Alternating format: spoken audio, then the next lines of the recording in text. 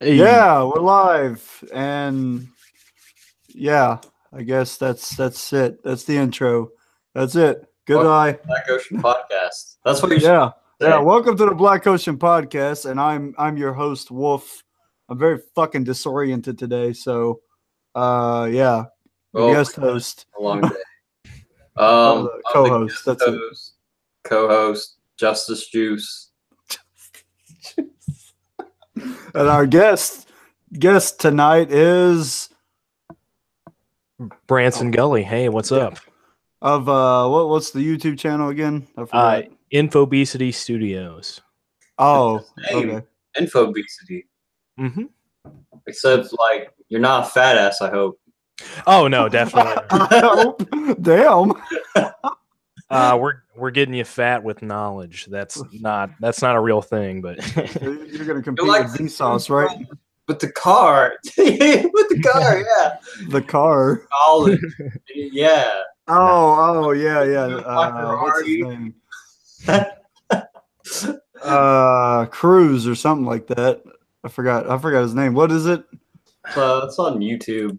I know his fucking name. Oh, whatever. He's irrelevant. All right. So on this show, we Tal Lopez. That's it. We go through game news, music news, and whatever Politics, the fuck. world news. Yeah, I hate calling it politics, but I It's guess that's pretty what the much fuck we're gonna call it. yeah. I mean, you do what you can. I do what I can. So first off, in game news, we should probably share the Black Ocean podcast. Wait, are we even? Is it even popping up? We're live. Oh yeah, it is. Yeah, we're still figuring this bullshit out. So bear with us. We're terrible and garbage. Okay, so I posted it to Facebook. So first off, in game news, apparently Mila Jovovich, From Resident Evil. yeah, that chick. Yeah. She's apparently set to star in a big screen adaptation of Capcom's Monster Hunter. What? Wow, that should be interesting. There's a Monster Hunter movie apparently being made, or yeah. Do we know who it's being directed by? No, I didn't Like see anything like that. I just saw that. That's pretty cool. God, if Uwe Boll did that, it would just be like you'd have shitty paper cardboard dragons and everything. Damn. You've never seen Uwe Boll? I've never actually played Monster Hunter. No. Well, okay. Well, that's a different thing. Do you know who Uwe Boll is, though? No, You don't? I don't think so. Okay, do yourself a favor and go watch the movie called Blood Rain. Blood Rain? That's based off a video game. I know. It's directed by Uwe Boll. Oh, is it good? No. Oh, well, then why the fuck am I going to watch it? Shits and giggles. Some giggles? Shits You want me to fucking waste 2 hours of my life just to get some slight fucking giggles? Yeah, dude, that got it. it got a 4% on Rotten Tomatoes. I'm not watching that. I promise. 4%? Can I God. like, screenshot it just briefly? I think I've seen the poster, actually. I was just going to show you the preview, like piece of it. No, it's not. Okay, all right. Well, yeah, I also want to avoid that whole copyright shit since YouTube are a bunch of fucking Nazis about that. Right.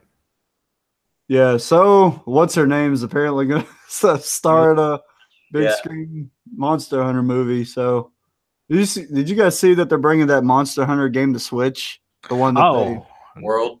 No. no, it was Generations or something like that. Something that was exclusive to Japan. Yeah, I am pretty excited about that.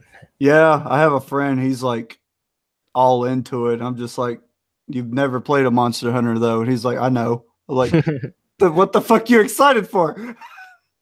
I've heard it's a really good game for Oh, sure. It's Yeah. got Dark Souls-esque combat, but you fight giant dragons instead. Gotcha. Yeah. Jesus Christ! So it's like Skyrim, Pokemon, and Dark Souls all in one game. Oh yeah, there's a lot of different things to do in that game. It's just I love Dark Souls, so I would definitely. it's I do definitely too. way different compared to Dark Souls, though. It's like really bright and like exciting, not Okay. depressing and like oppressive. You're not like, oh god, I really don't want to fight this boss again. I really don't want to fight this. You're like, I get to hunt the dragon again. Cool. Yeah, whenever you walk through the world, it's more of like beautiful. It's not like, oh god. Yeah, like I'm terrified. I know There's I'm like about to blood falling from the halfway sky. through. Dude, that's the way I feel when I'm playing Skyrim. I'm over here like walking around, and I just get attacked, and I'm like, "What the fuck is that thing?" And it's a little tiny crab.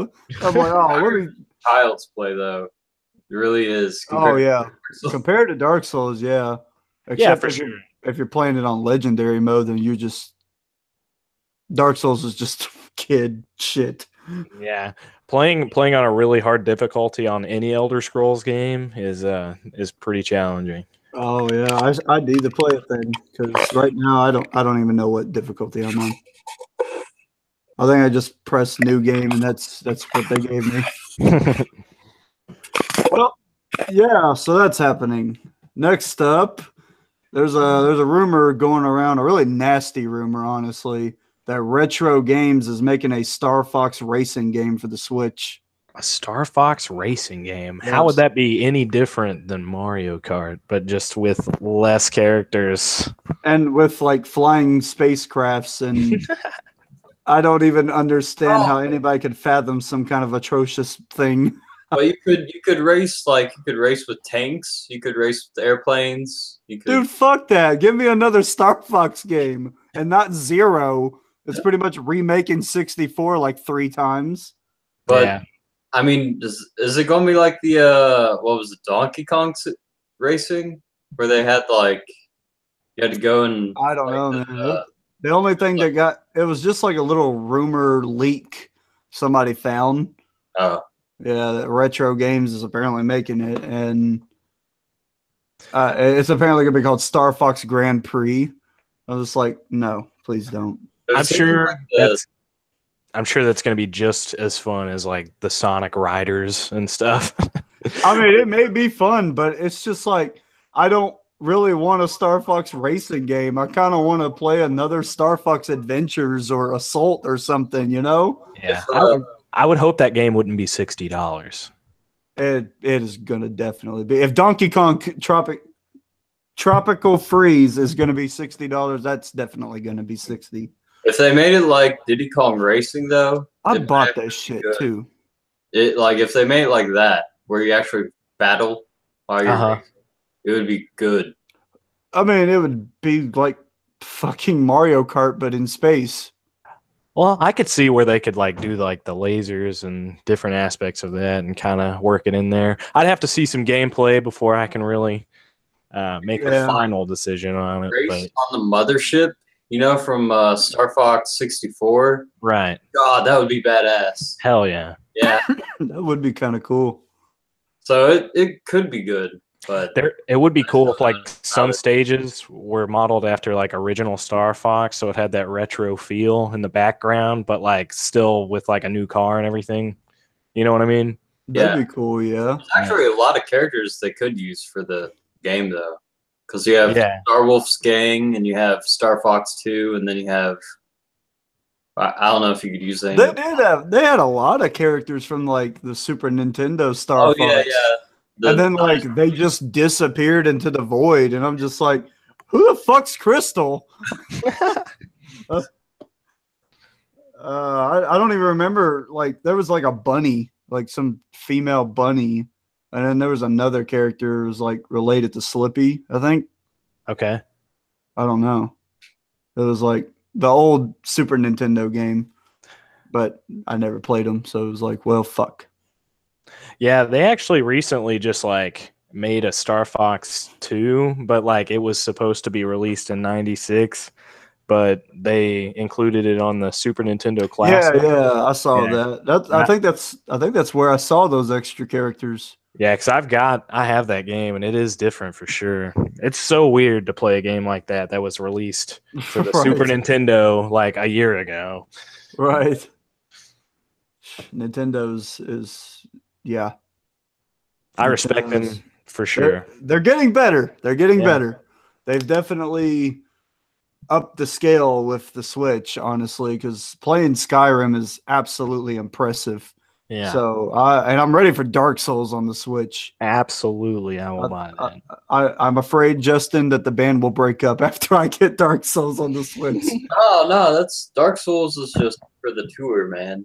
Yeah, it will be actually, dude. Because Forrest and you will trade off on that so much. Even I'll play it if we actually. Dude, I can see me and Forrest fucking playing it, and like he has one Joy-Con and I have the other, and we're sitting there just trying to fucking. Oh, that's how we're gonna do the video.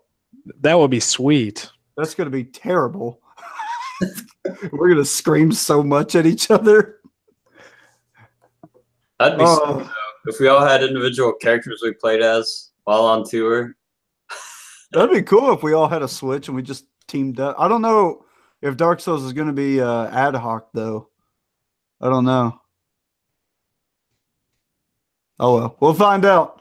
Yep. Okay, next up is Sony is apparently ending production of physical game cards for the PlayStation Vita. Huh. Wow. Yep. I would have thought that would have happened sooner. I truthfully, honestly would have thought that as well. But yeah, I myself never played a PS Vita, so I don't know how good they were. I like the PSP though. Yeah, I love the PSP. The Vita's great, honestly. Like, nice. It's like it's almost on par with the Switch when it comes to graphics, but it's just Sony has a real bad problem with like just releasing something, promising big stuff for it, and then just letting it fall from grace. Right. And that's what Nintendo did with the Wii U. They kind of just they amped it up. They were like, "Oh, let's release a few first-party games, and then let's rely on the third party." And everybody was like, "Well, why the fuck would we want to make a fucking game for your system when other people are going to buy it on the superior ones?" Right. Of course. So I feel like Sony did that for sure. There wasn't shit coming out for the Vita. It was uninspired. There's a bunch of really great games on it. It's just actually those games are remastered for PS4 anyway. Like Gravity Rush and I think did they remaster Uncharted? Yeah, they did Uncharted remasters for sure for the PS4. But they didn't do Golden whatever the fuck it was called. GoldenEye? No, it was called Golden something for the PS Vita. Golden Axe? No, Uncharted Golden something. Title. I would like an Uncharted Golden Axe though. That'd be sweet. Yeah, I'm all in favor for sure. But yeah,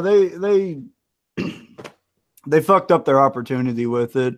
Not only that, but they got a big giant lawsuit press against them for it because they promised a big feature where you could play your PS3 games on it through remote play. Right. And it never happened. Actually, that was why I bought the goddamn thing, and it didn't happen. So they got sued for that and had a big settlement and gave like a bunch of people like $40. So, man.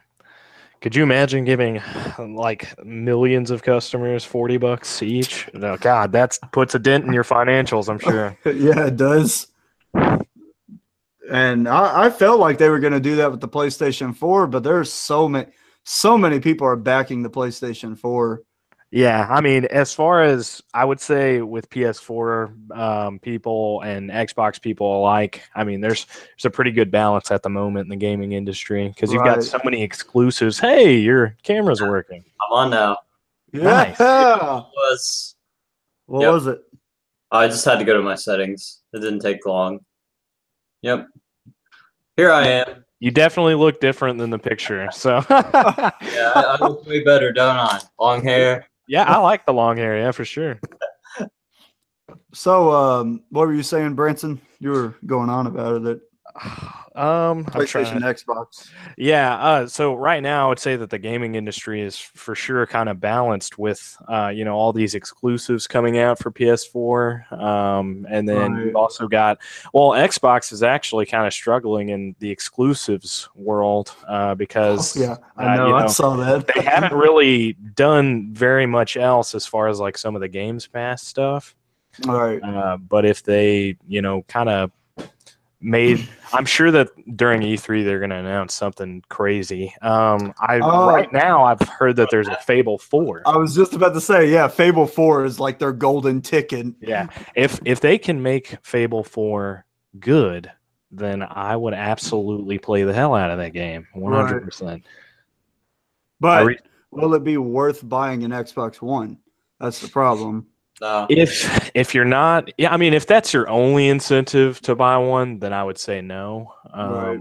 But yeah, I'm trying to think of any other benefits because I personally own an Xbox, but I wouldn't be against getting a PS4 because of most of the exclusives and Bloodborne. Yeah, definitely. Yeah. I'm certainly excited about the Spider-Man game, though. That Spider-Man game looks really good. Right. I am a huge Spider-Man fan, so it really does make me sad that I can't play it. Yeah, PS4 is slowly climbing down in price. Right. So throw $25 each check and then get one. I don't know. I'll probably hit like maybe a Black Friday situation this fall. Right. Or dude, get on Facebook Marketplace. People are selling their PS4s for like $130 just because they need their crack money. For real? Dude, yeah. Buy a PS4 off a crack dude then. Yeah, man. Dude, yeah, I saw one. It was a PlayStation 4 Slim for $150, and it came with a fuck ton of games, and Bloodborne was one of them. And I was sitting there like, I already have this, but I feel like buying this. This is one of probably the only good things to come from the drug rising. The drug rising, yeah. People are just selling things for really good prices, so we should keep those drugs in circulation. We need to do this. Video games. It's all cheap. Yeah. It's all cheap now. Because people need their fix. The market's going down, and hey, I need this really sweet amp. So the guy's just like, I need a hit, man. I need a hit, man. Here's like, give this man what he wants. I need really low priced things, please. Right. You want a PlayStation 4 for $40 in a gram? Hey, I'll barter with the people, man. I'll be the one to carry the crack. Right. Let's go. Dude, could you imagine like having an 8-ball in your pocket and just say, anybody got a PlayStation 4? Yeah. Just people just come out of the sidewalks. They're like, hey, I got you. One of them comes out of the sewer. Hey man, I got that PS4 for you. You just give me that. He's got the power cords and everything just there. It's like, well, that was fucking quick. He's got them like wrapped up and everything, like with twist ties and stuff. He's been pretty organized about this because all he wants is that crack. You don't even know. Oh my god, that'd be beautiful, actually. Yeah.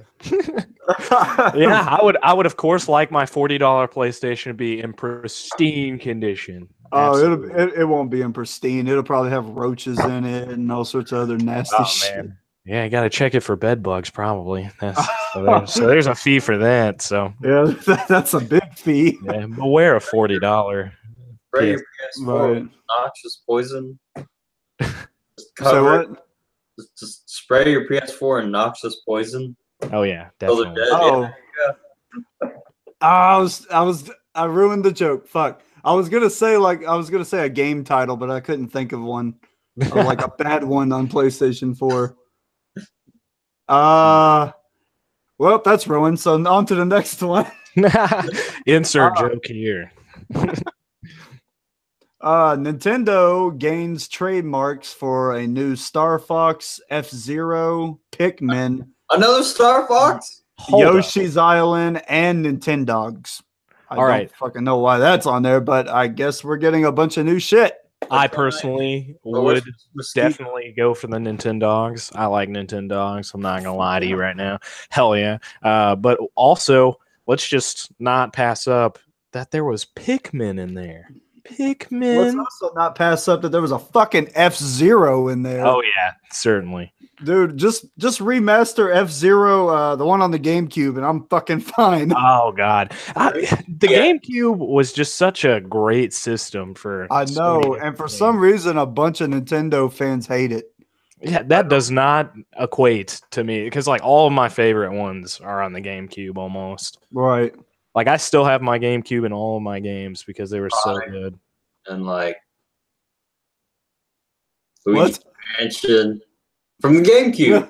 Yeah, Luigi's Mansion, Metroid Prime, Super Mario Sunshine. You know, the original Pikmin. You got a lot of good ones. There's the like absolute greatest game to ever exist, Paper Mario: The Thousand Year Door. Okay, yes, I can agree. Yeah. And Resident Evil 4. Which is on every system now, actually. Yeah, I had Resident Evil 4 for a PS2, so that's what I played that game on. I've got that on PlayStation 4. Oh no, I have the first Resident Evil. Oh, okay. Oh shit! There's one more GameCube game they need. That's the Sandy's Requiem game that I was talking about.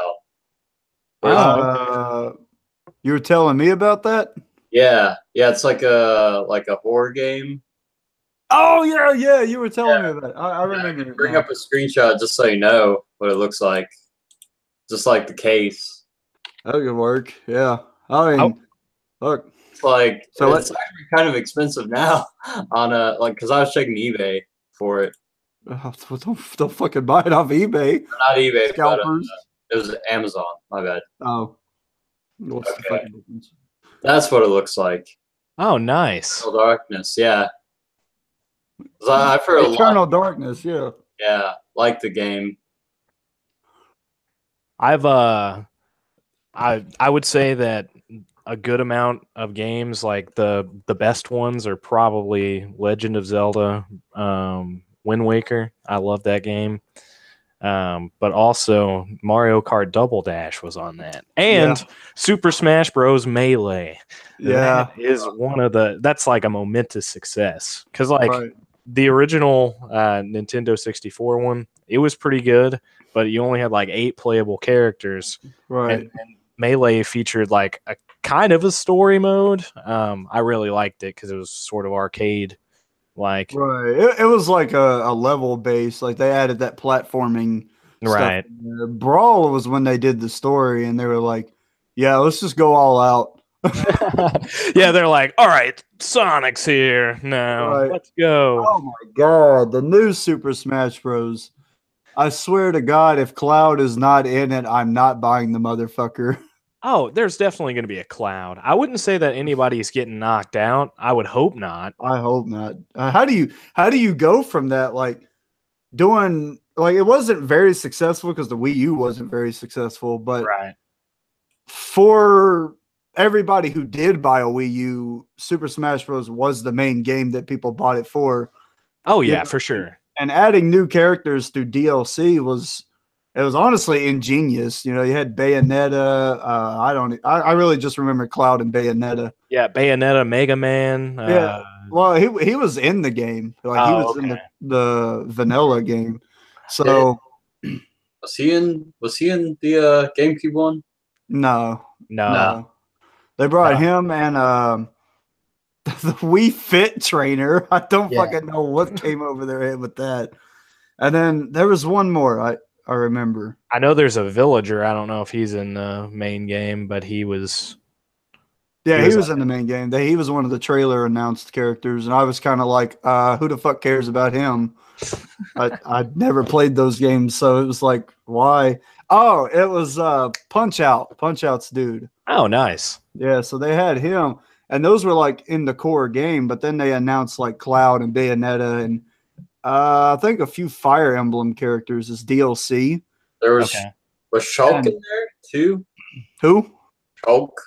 Yeah, Shulk was in there. Yeah, that's right. She's been around since like fucking Melee.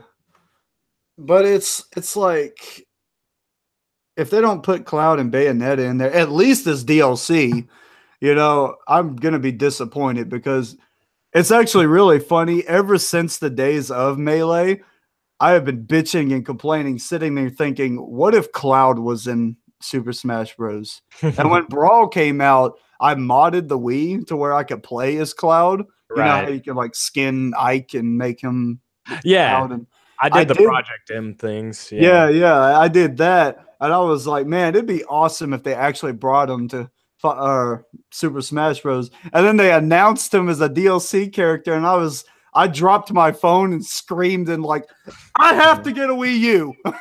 Yep. And then I didn't get it. Yeah.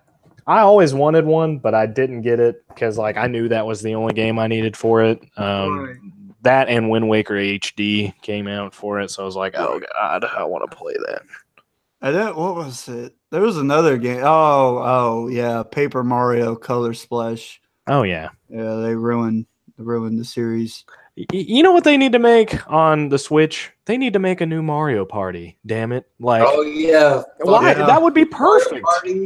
With the Joy-Con support and everything, yeah, it'd be awesome. Yeah, but they need to not do it like they did 10 and 9. And I never played 8, so I don't know how that went. 8 was actually a really good one. I would say I didn't like 7 at all, but 4, Mario Party 4 is like my favorite. So see, my favorite actually is 7 because I like that cruise ship. I don't know what it is. I just liked it.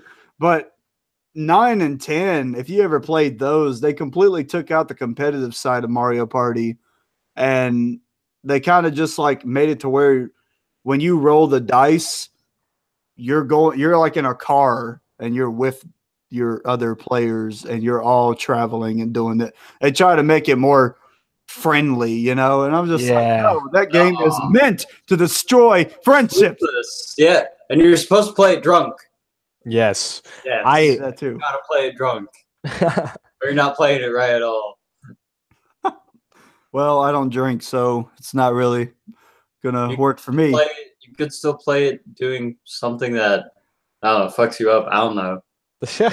Dude, I'll be fucked up just knowing I get fucking screwed over by the goddamn dice. And you could do the crack that you're giving to these people for $40 PlayStations. But the PlayStation's not going to give me Mario Party. Yeah, but the crack will. I mean, you take some of that crack, then you're good. You'll play Mario Party. You'll have a good time. Have a great time. Well, yeah, we went from like Nintendo announcing a bunch of new games to like crack. Yep. So this is the Black Ocean Podcast, everybody. At least we're on topic for the most part. For the most part, yeah. Star Fox. It's pretty good. F-Zero, Pikmin, Nintendogs, and a new Yoshi's Island. Okay, yeah, for sure. I forgot that you said that. Yoshi's Island is a good game. I've always enjoyed it. I feel like it's going to be either a sequel or it's going to be a remaster. Honestly, I'm cool with either. But I'm kind of inching more towards the remaster, or maybe give us a sequel and then let us play the original on the Switch with the classic games subscription, whatever the fuck they're doing. Yeah. The only changes they're going to add is you have to say both Baby Mario and Luigi. Oh, hell no. I won't buy that motherfucker. Like that. Mario's a whiny little bitch enough. Why do I need to save Luigi's bitch ass too? Fuck them. A couple of snot-nosed, big-nosed motherfuckers. Yeah, man. Where did they even come from? What is this? Right. Oh, no, they explained that. They came from Starks. Oh, yeah, okay. But that doesn't make any fucking sense. I want a Mario origin story. It's Storks, not Starks. They didn't come from Winterfell. Oh, well, thank you. Storks, that's it. I just envisioned the people of Winterfell doing that. Just dropping little Italian plumbers. These are the dwarves. Take care of them. Well, no, if you think about it, Yoshi's Island actually completely contradicts Mario's story, because Mario starts off going down a fucking drainage pipe into Mushroom Kingdom. How the fuck's he a baby? And he does this, you know, his first time being in Mushroom Kingdom, he's already a fucking plumber with an established job. He got flushed down. Maybe he just forgot. I don't know. It was Halloween night. when the two children got lost. It took a few nights to fucking beat that game. I don't think it was Halloween. Fuck that. Well, I hope we get more for the Nintendo Switch, because honestly, it's really lacking a lot.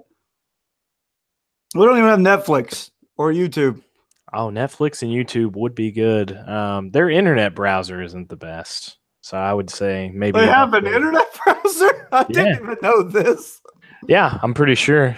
No, you have to go through the eShop and just like go to Facebook, and you're able to go through it like that. They don't even have a dedicated browser. Wow. That's one thing that's been pissing me off about these nowadays consoles is everything is being downgraded.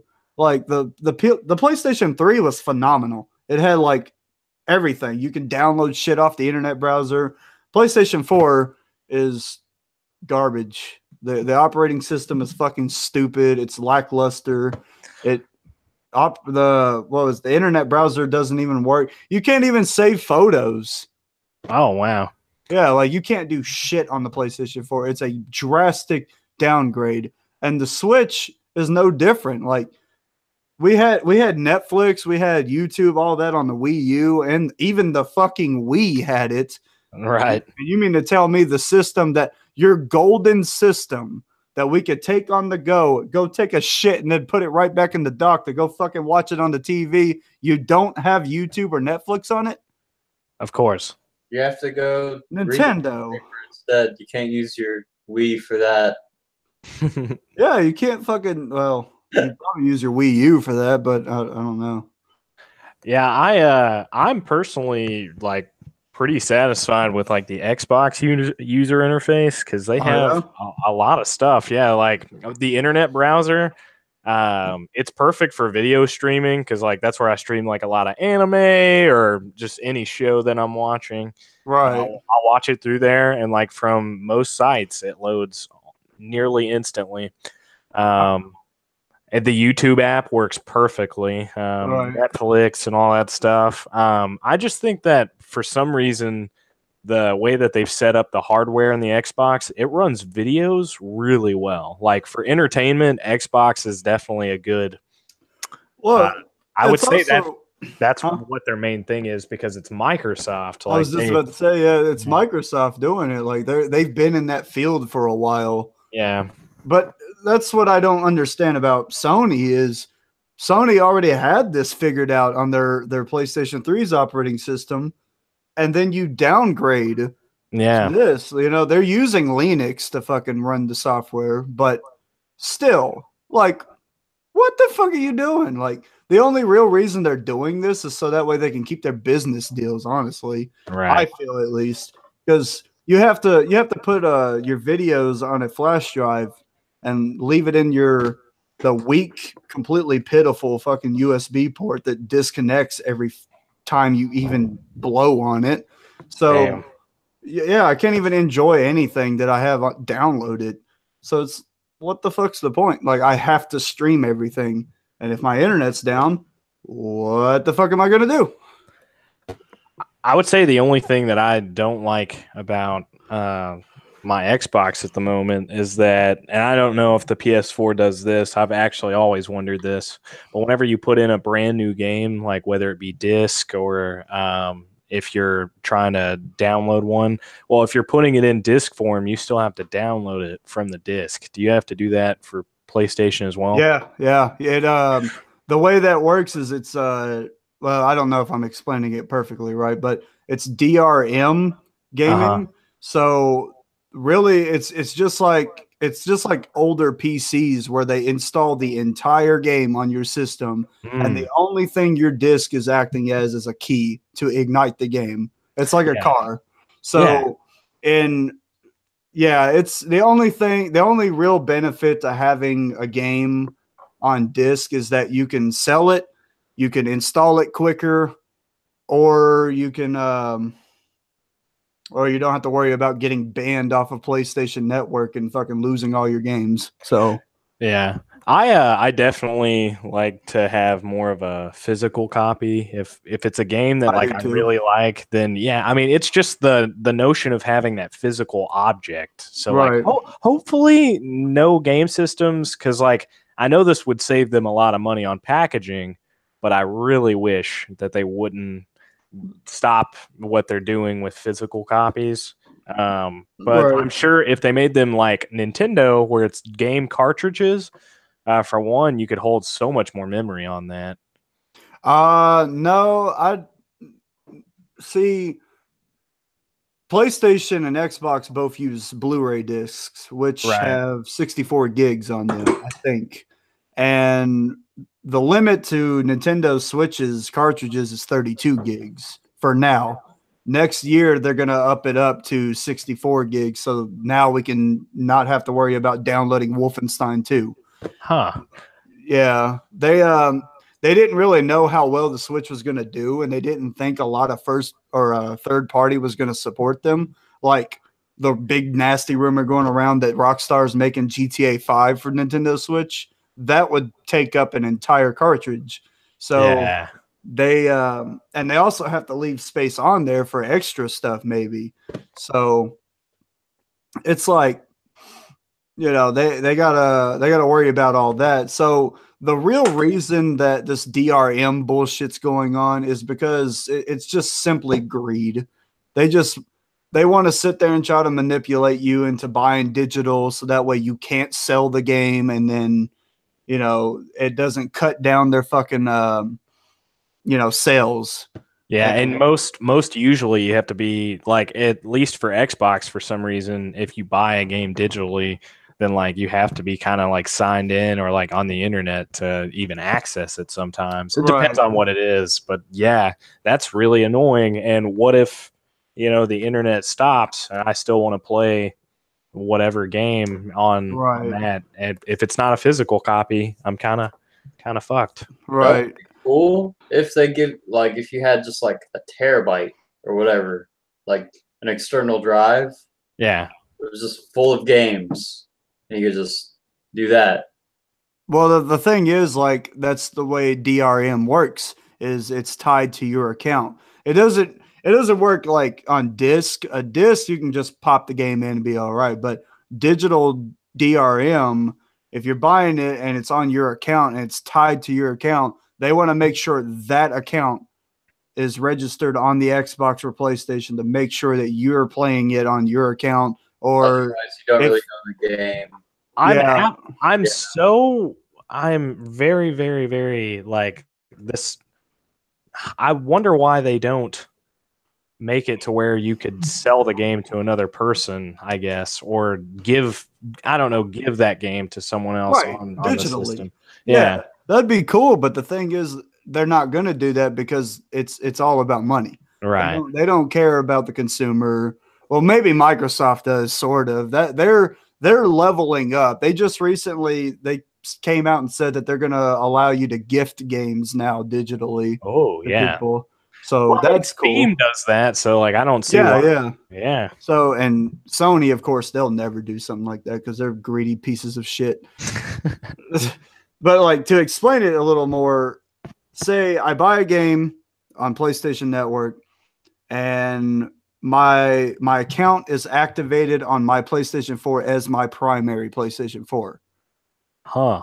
I can play all of my games that I downloaded digitally, and all the other profiles on that PlayStation can play all of my games because, you know, that's my primary system. All those games are registered to the account that has that primary system. Right. But if I come over to a friend's house and I log in and I download, only I can play those games on my account because they don't want other people game sharing. And that's another thing about DRM, that they just want to make sure that you're not giving games away digitally. And that's another reason why they're forcing it to be tied to your account. And I truly believe that they're installing all these games onto, like, fully, so that way they can discourage you from really using physical copies. I mean, eventually physical games are going to be obsolete at this point. And I mean, or eventually it's going to be obsolete. Not at this point, but I just hope we can at least minimalize it to where, like, because there are thumb drives that can hold like 500 gigs or something like that, and they're smaller than what a game cartridge would be. So if you could somehow fit that technology in there, then you'd be on a good track. Right, and Nintendo's already doing that. They're able to push 64 gigs onto a cartridge, and then we got little fucking micro SD cards that are like 200 gigs. I think actually they're 512 gigs now. Yeah, and it's like, fuck, you know. I'm sure you could get a terabyte one. I'm sure. Like there's. Oh, I don't doubt it. Yeah.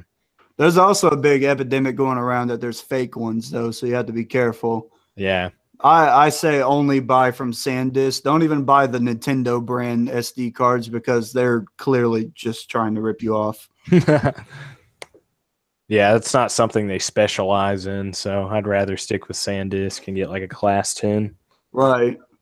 And see, another thing I think they're doing away with physical game cards, Sony is for the Vita, is because they're tired of sales being so low. Because, you know, somebody sees a game that they're iffy about. They're like, oh, well, I'll buy it used. That's exactly the problem. Developers aren't making their money. Sony's not making their money off of it. If they have digital only, it forces you to keep it on your account. Whereas if you had physical, you could pass it around like a fucking Chinese hooker. And it's like, you know, and also you waste less digitally as a company. Like, you know, you're only sending out as much as people buy. Whereas if you're sending all these physical copies to like manufacturers and stuff, or distributing them, then, you know, you're having to pay for that and like having to pay for it to be in a store. Right. Yeah. So it's a lot of crazy shit, a lot of complicated shit to deal with physical, and I guess Sony's just like, well, the Vita sucked anyway, so I guess we'll just stop caring about it. And yeah. I mean, dude, they released, what was it, the PlayStation TV? They hyped it up for years and whatnot. Do not ever buy one of those pieces of shit. They don't even play 75% of Vita's catalog. Oh, not even 75%. Not even 25% of the games work.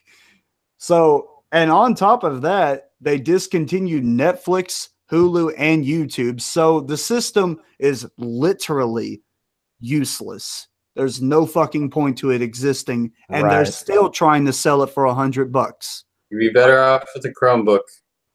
Yeah, you're that's bad enough. Chromebooks are bad, yeah. All right, let's continue though. We totally just went off. All right, well, Boss Key Productions is fucked. That's what I wrote down. Who is Boss Key? The people who made this game. It's a Fortnite clone called Something Heights. I don't remember what it was called though. Okay. Let me look it up. I'll just look up Boss Key. It was same people who made that one game. Lawbreakers, the game that they hyped it up. They were sitting there saying that it was going to be the fucking greatest game ever. Well, their lead developer was saying all that, and it fucking sucked.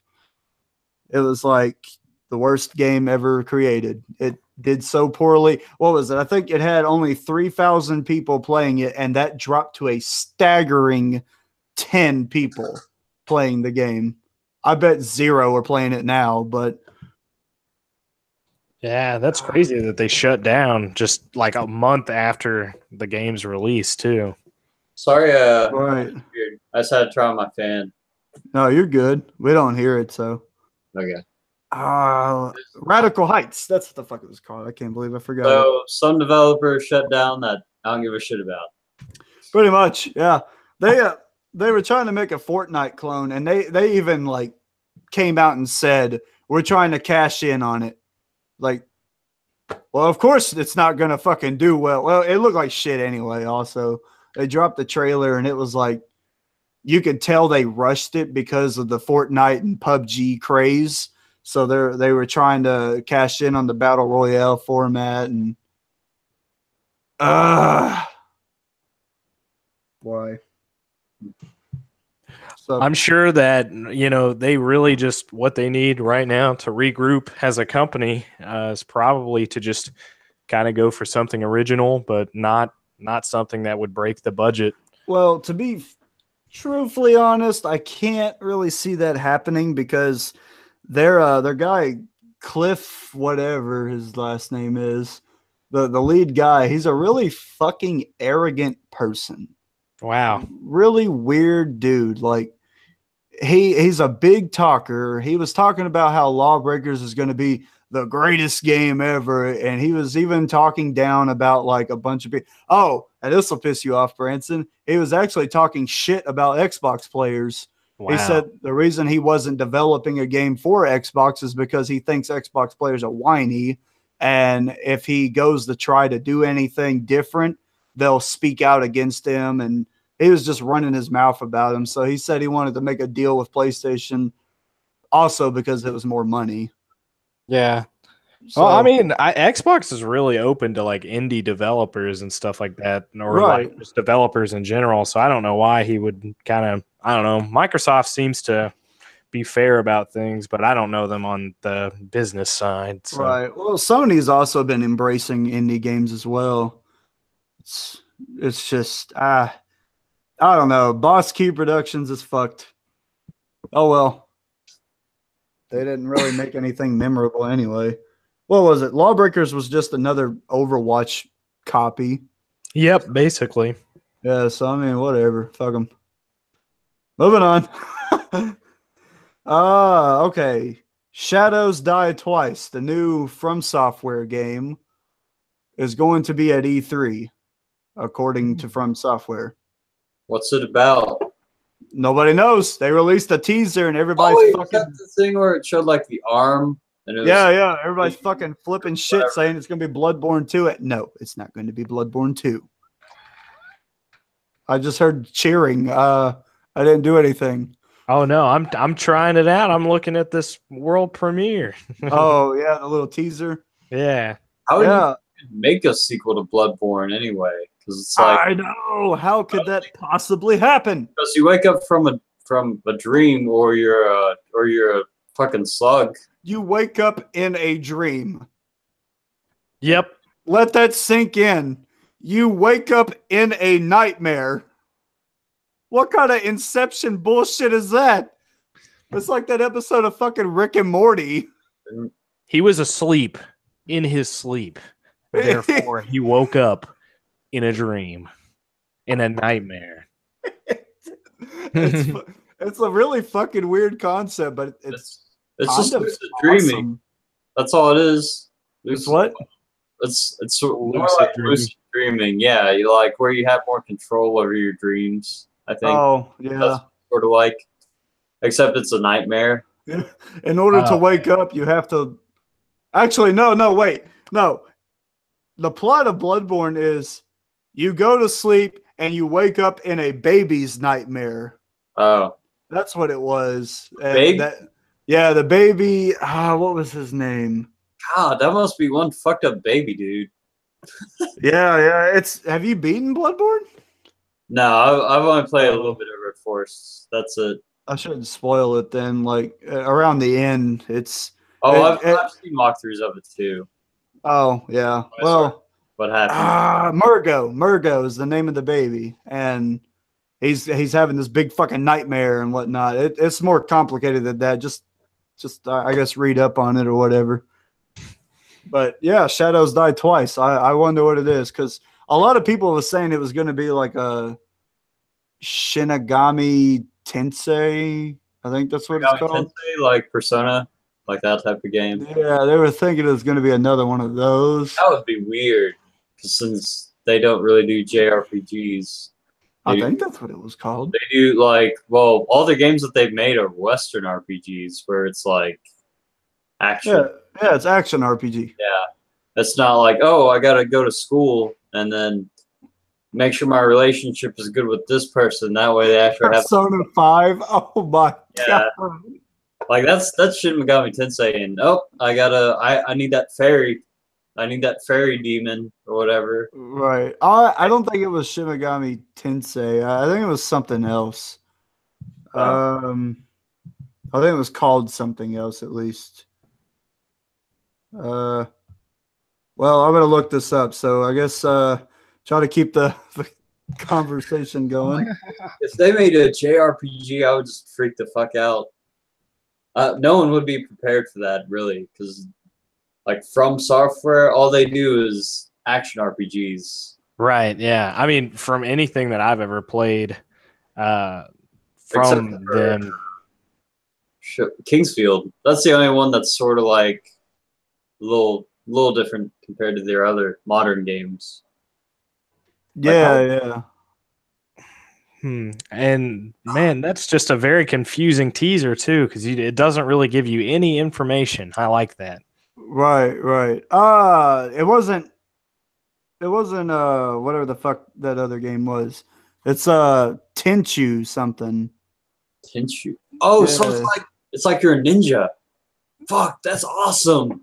I guess, yeah. Like, because they're really changing up the combat if they're doing that.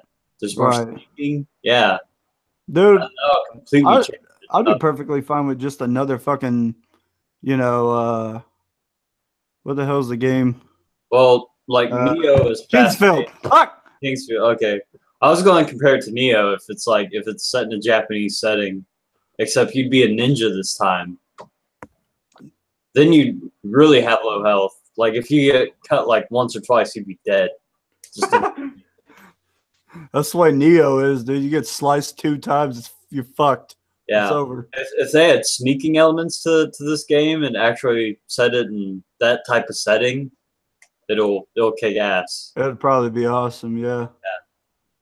I had something else on here, but I can't fucking remember. Oh, I didn't have it on here, but I was going to talk about something before the final game news, but I can't remember what it was. Here's one thing that we could talk about. Do you guys like The Witcher at all? Yeah. I played through all 3 of them and all the DLC. Yeah, they're making a show. Yeah, Netflix is making a Witcher show. That's pretty awesome. Right. I hope they can do it right, Well, the main actor, Mads Mikkelsen, he's a really good actor, so I'm sure they'll be able to. Huh. Add a bunch of sex. There's got to be an episode where it's nothing but Gwent, though. Just like yes, yeah. He does a Gwent tournament. It's just a Gwent tournament. Like he gets done slaying a monster at the beginning of an episode, and then he walks up to some guy. He's like, "Here's your head," and then the guy's just like, "You want to play some Gwent?" And then that's just the whole episode. Everything. Well, that'd be awesome. Yes. Maybe it'd actually teach me how to fucking play it. Have you read the books? I have not. I have not read the books. Infobesity. I've always wanted to, because as you can tell, I like to read because my giant ass bookcase. That's awesome. But yeah, like if the show's actually good on Netflix, then I'll watch it. Like if it's anything like Game of Thrones. Oh yeah, that would be a Game of Thrones like Witcher type deal would just. That sounds so cool. That'd be fucking awesome. Yeah. All right. So next up, I was thinking we just talk a little bit about Bloodstained, the new game from the Castlevania original guy. Okay. I've only seen screenshots of that, but you haven't seen gameplay? Yes. Well, he made the original guy and the original development team who made the first few Castlevanias. He got pretty much kicked out of Konami, of course, because Konami's a bunch of fucking idiots. And because they own the title of Castlevania, he's not allowed to make another game like that. God, well, so retarded. Yeah, so he kind of said, well, fuck you. I'm making another game, and I'm going to call it Bloodstained. So it's pretty much Castlevania, just with a different name and a different story. But the interesting is he's got some damn good voice actors on there. And the two that stand out the most to me is the original voice actor of Alucard and David Hayter, the guy who plays Snake from Metal Gear Solid, is going to be in the cast. Awesome. So, and there's going to be one game. The main game is Ritual of the Night.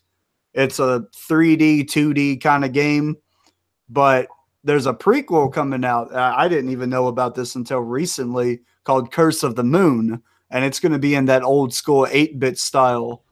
And yeah, I just took a look at both of them, and it looks so cool. Like the retro one looks really cool, and then the kind of newer, I would say, like almost like the new Super Mario Bros. Style, where it's like, you know, it's still platformy, but you're getting that nice 3D action, and it looks really intuitive. It's probably something that I would definitely play. And the best thing about it is it's completely backed by fans. That's awesome. He started a Kickstarter. Everybody that's in the cast really wanted to work on the game with him, and he's just he raised up a fuck ton of money to make these two games, and they're coming to life. They're coming out for all systems, literally all systems, even the 3DS. I'm gonna play it on my Nintendo Switch, probably. I'm definitely gonna get it on Switch and PS4 and probably Vita. I'm gonna support them in any way that I can, because that's when it's available, May 24th. That's when Blood of the or Curse of the Moon is coming out. Yeah. Ritual of the Night hasn't been confirmed for a release date yet. Okay. Yeah, I think Curse of the Moon's also being made by somebody different. So. But it's still the same writer, same everything. It's just developers are working on it different from the main game. Yeah, like eventually Konami, they're going to have nothing but pachinko machines and titles with like. I mean, they're releasing a new Castlevania too.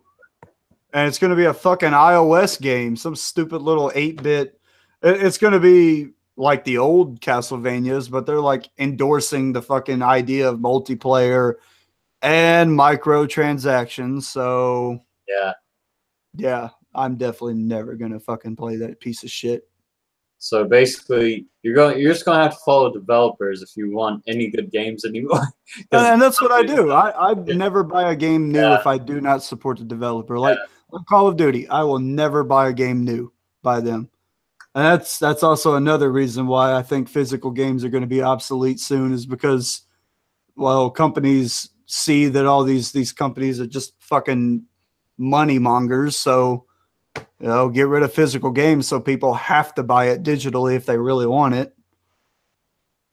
Yeah, I mean, I definitely feel like there's at least some type of integrity with physical copies. Like maybe, I don't know. I mean, it's really not common for anyone to not have internet in this day and age. But I mean, that would help for someone like that. Shit, it's gonna happen next month when net neutrality fucking gets repealed.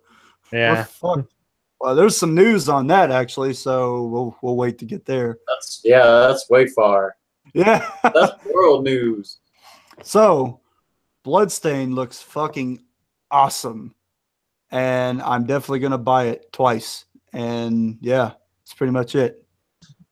Oh, is it coming out for PC too? Mm-hmm. Well, of course.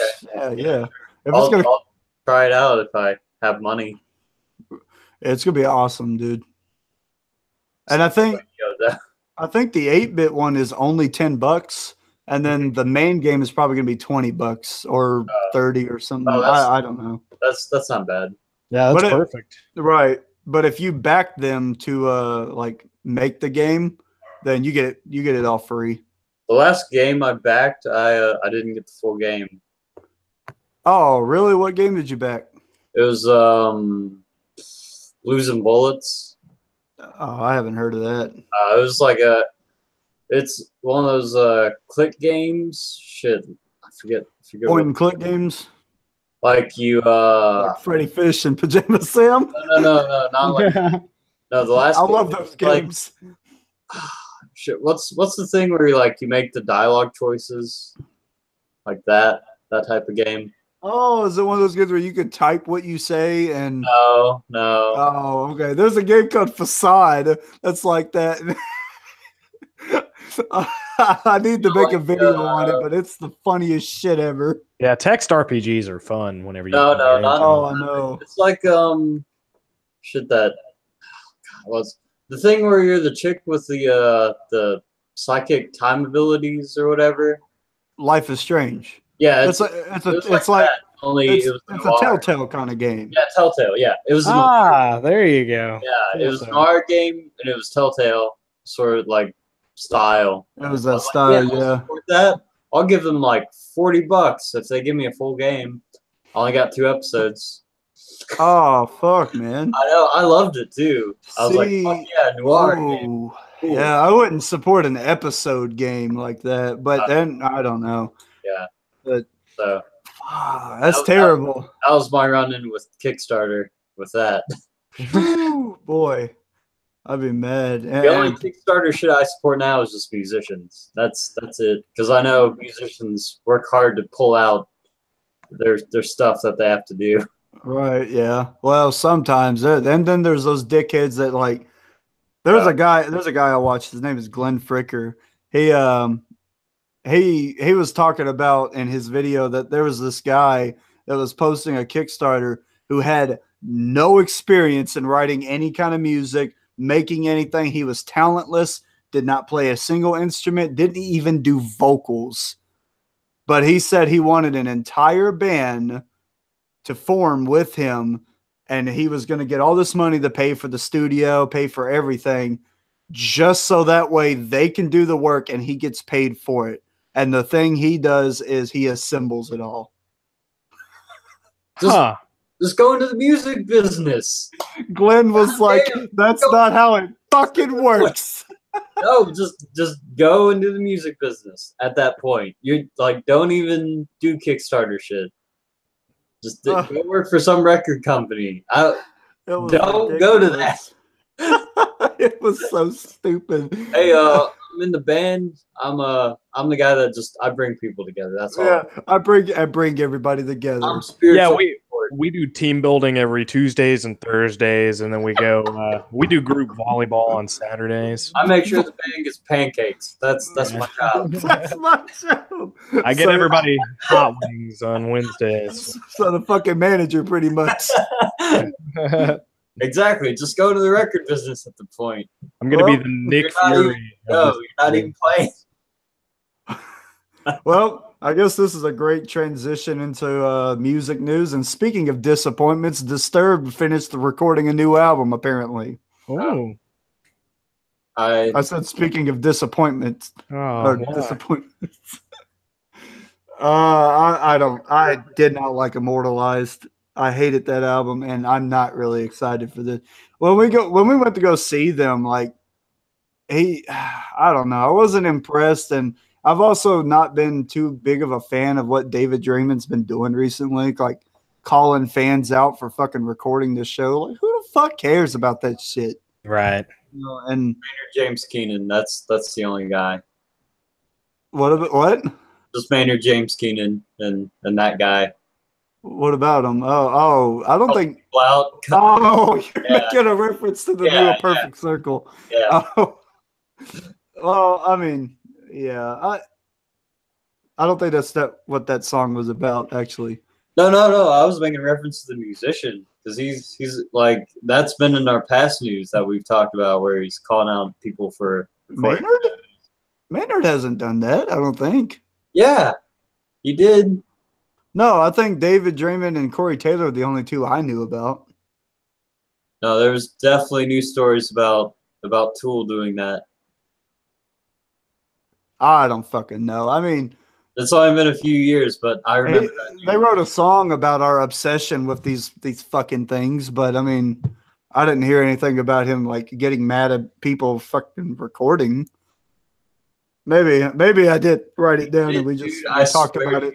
I can pull it up right now. It wouldn't take me but like 5 seconds with Google. Well, I'll take your word for it, okay? But yeah, I don't know, man. I just haven't really been big on Disturbed anymore. It's it's kind of like Linkin Park. It's like one of those bands that you liked as a kid, but Yeah. then when you grow up to learn and you even become a musician, you're just like, why? Well, on some of the, I mean, I wouldn't say like the latest thing that Linkin Park did before like Chester died was the best, but like I really liked 1,000 Suns, but that was in 2010, so like, oh my gosh. Right. Yeah. I mean, I liked a lot of what Linkin Park's done. You know, I've liked everything up till One More Light. Right. Even the Hunting Party, I thought it was great. But, you know, I don't know how to explain it. Like, I like them, but it's one of those bands that's like not first on my list to listen to. Right. Of course.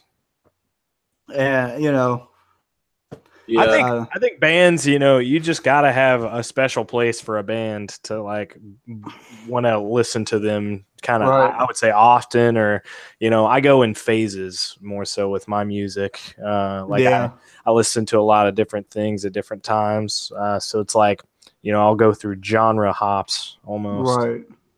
See, I love Disturbed's Asylum album. Yeah, for sure. I love that album to death. But when I heard Immortalized and David came out saying that this is the new direction of Disturbed, I was just like, well, You don't like it? No. The only albums from them I like are the first and the second one.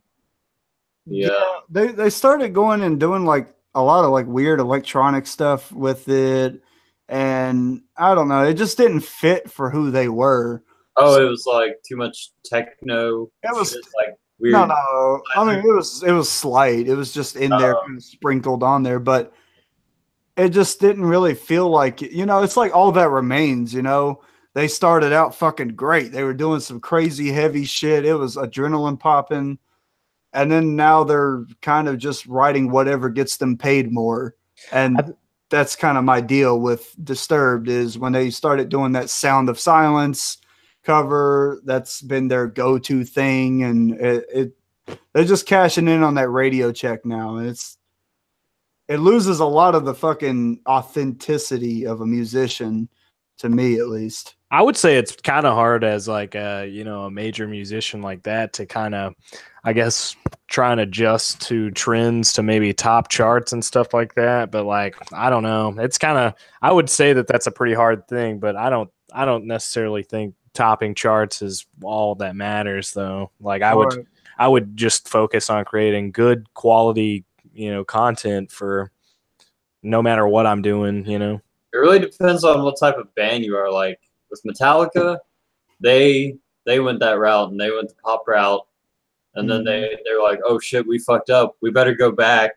But it was late. They already lost their sound. But then you have bands like I mean, I guess like Slayer or like Testament, like they're just continuously making trash albums. Right, they're keeping to that style. Yeah. Because, you know, that's what they want to do. That's what they love to do. Yeah. And in Disturbed or All That Remains, kind of, you know, that they could be changing the way they want to sound and whatnot, but I see the guitarist, he's a fucking shredder. He's able to do all this crazy shit, and he's over here writing this kind of boring stuff. And I don't know, man. I just can't do it. It's about paychecks and not really musicianship. Like the band I'm wearing right now, Arch Enemy. Like right now, they're doing more like streamlined stuff than what Justin, you're gonna hate me, but I don't like Will to Power. Which, like, I know, I don't like it either. Oh, like, okay. Well, I guess we're good. Fierce. Oh, we got a comment. We got a comment. Okay, go ahead. I'm going to read it. Derek, our boy from last time, he commented, he said, Kickstarter / Patreon are super, and here I go with my fucking can't read ass. Inundated with people like that wanting money for not doing much. Working in the music industry takes a lot of networking and effort. And then he said, damn straight about the authenticity. Yeah, I mean, yeah, you know, you got to explain it like, how can I explain it? I've said it before to Justin and whatnot, but when you're growing up as a musician, is just trying to grow. The worst thing you can do as a local band is to tell everybody you're in it for the money, because local fans are the only people who will support you. Local people want to hear somebody who loves the music, who is there for the music, who is dedicating their life to the music. Money is subjective. If you come out and tell everybody, yeah, we're just doing it because we're getting paid for it, they're going to look at you and say, well, you're a sellout piece of shit, and then they're going to move on. If you're of like Disturbed's, level, like where you've got millions of fucking people on your back, millions of people know who you are, and you come out and you say, well, we're doing it for the money, all the simpletons who listen to you, which is the majority of the popular crowd, is going to be like, well, that makes sense, because they treat music more of a business than an actual Art. hobby, like an actual art. Yeah. Yeah. I feel like the reason you become a musician is, to make the music. That's what it's all about, Right. But, far too often does it become solely just a money game, just a game to them. They may try and do other things, but I mean, I'm sure there are some out there, and this is how I would treat it. But if I made enough money, I mean, it really just, when do you have enough? When is it going to be enough for what's going on? Right. Like, and I get that. Like, we're getting into harder times. The value of the dollar's going fucking down to shit. Yeah. And, it's the more money you can make, the more security you have. But trading happiness, the pursuit of happiness being traded for money, that's just greed. All it is. Oh, and yeah. I'm not with all that, when we start playing shows, it's not going to be for money. Money is a good thing. It's going to help us, but that's not my incentive. That's not my goal. My goal is to play music, to have fucking fun, be happy. We're going to die one day, so I might as well fucking die doing what I love. And if making money is what you love, that's an endless goal, and it's never going to get anywhere. Yeah. But we should all just live to inspire others and kind of work with each other to produce amazing things. Right. Yeah. Just do what makes you happy. And, if making money makes you happy, sure. But here's a tip. Look at all the really rich people who pretend that they're happy and they are not. Exactly. They claim they're happy, but behind the scenes, you just know they're not happy, because they're sitting there with all of this money. Yeah, they're doing great. They're rich. They screwed over a bunch of people that they loved. They did everything they could to make more money than everybody. This jealousy on the back of their, on their backs from all of their friends is now just right there in their face. And on top of that, the only friend you have is money. So, and I truly think making money is an addiction. It can be an addicting thing, like gambling. Gambling is an addiction. You can get addicted to fucking wanting to get that adrenaline rush to try to make more money, Yeah. It's just, I mean, if I'm playing an RPG, and I'm making a good amount of gold in it, there are parts of me that make me want to definitely get more gold, like go do more things to get more gold. But it's all about the adventuring at the end of the day. So right. You're supposed to be living life for the experience, not because you want to make more money. And and then there's those people who go to college and get years in debt, like fucking thousands of dollars in debt, because they want that false security of a financial what's the word? Financial security, and these people, they want to do everything they can to get that financial security.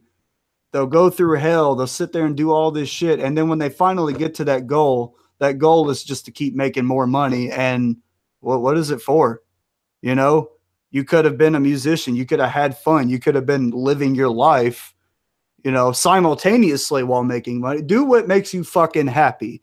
The musician at heart doesn't want to go to school and be a computer programmer, and this is me talking from my experience. I don't want to go to fucking college and be a computer programmer because that's not what the fuck I want to do. That's not what I want to be. I want to be a fucking musician.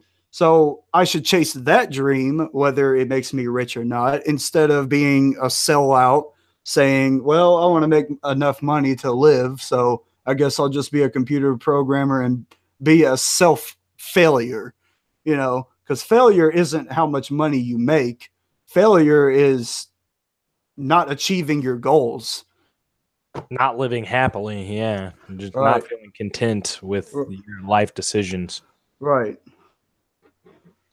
It's just, you know. Yeah.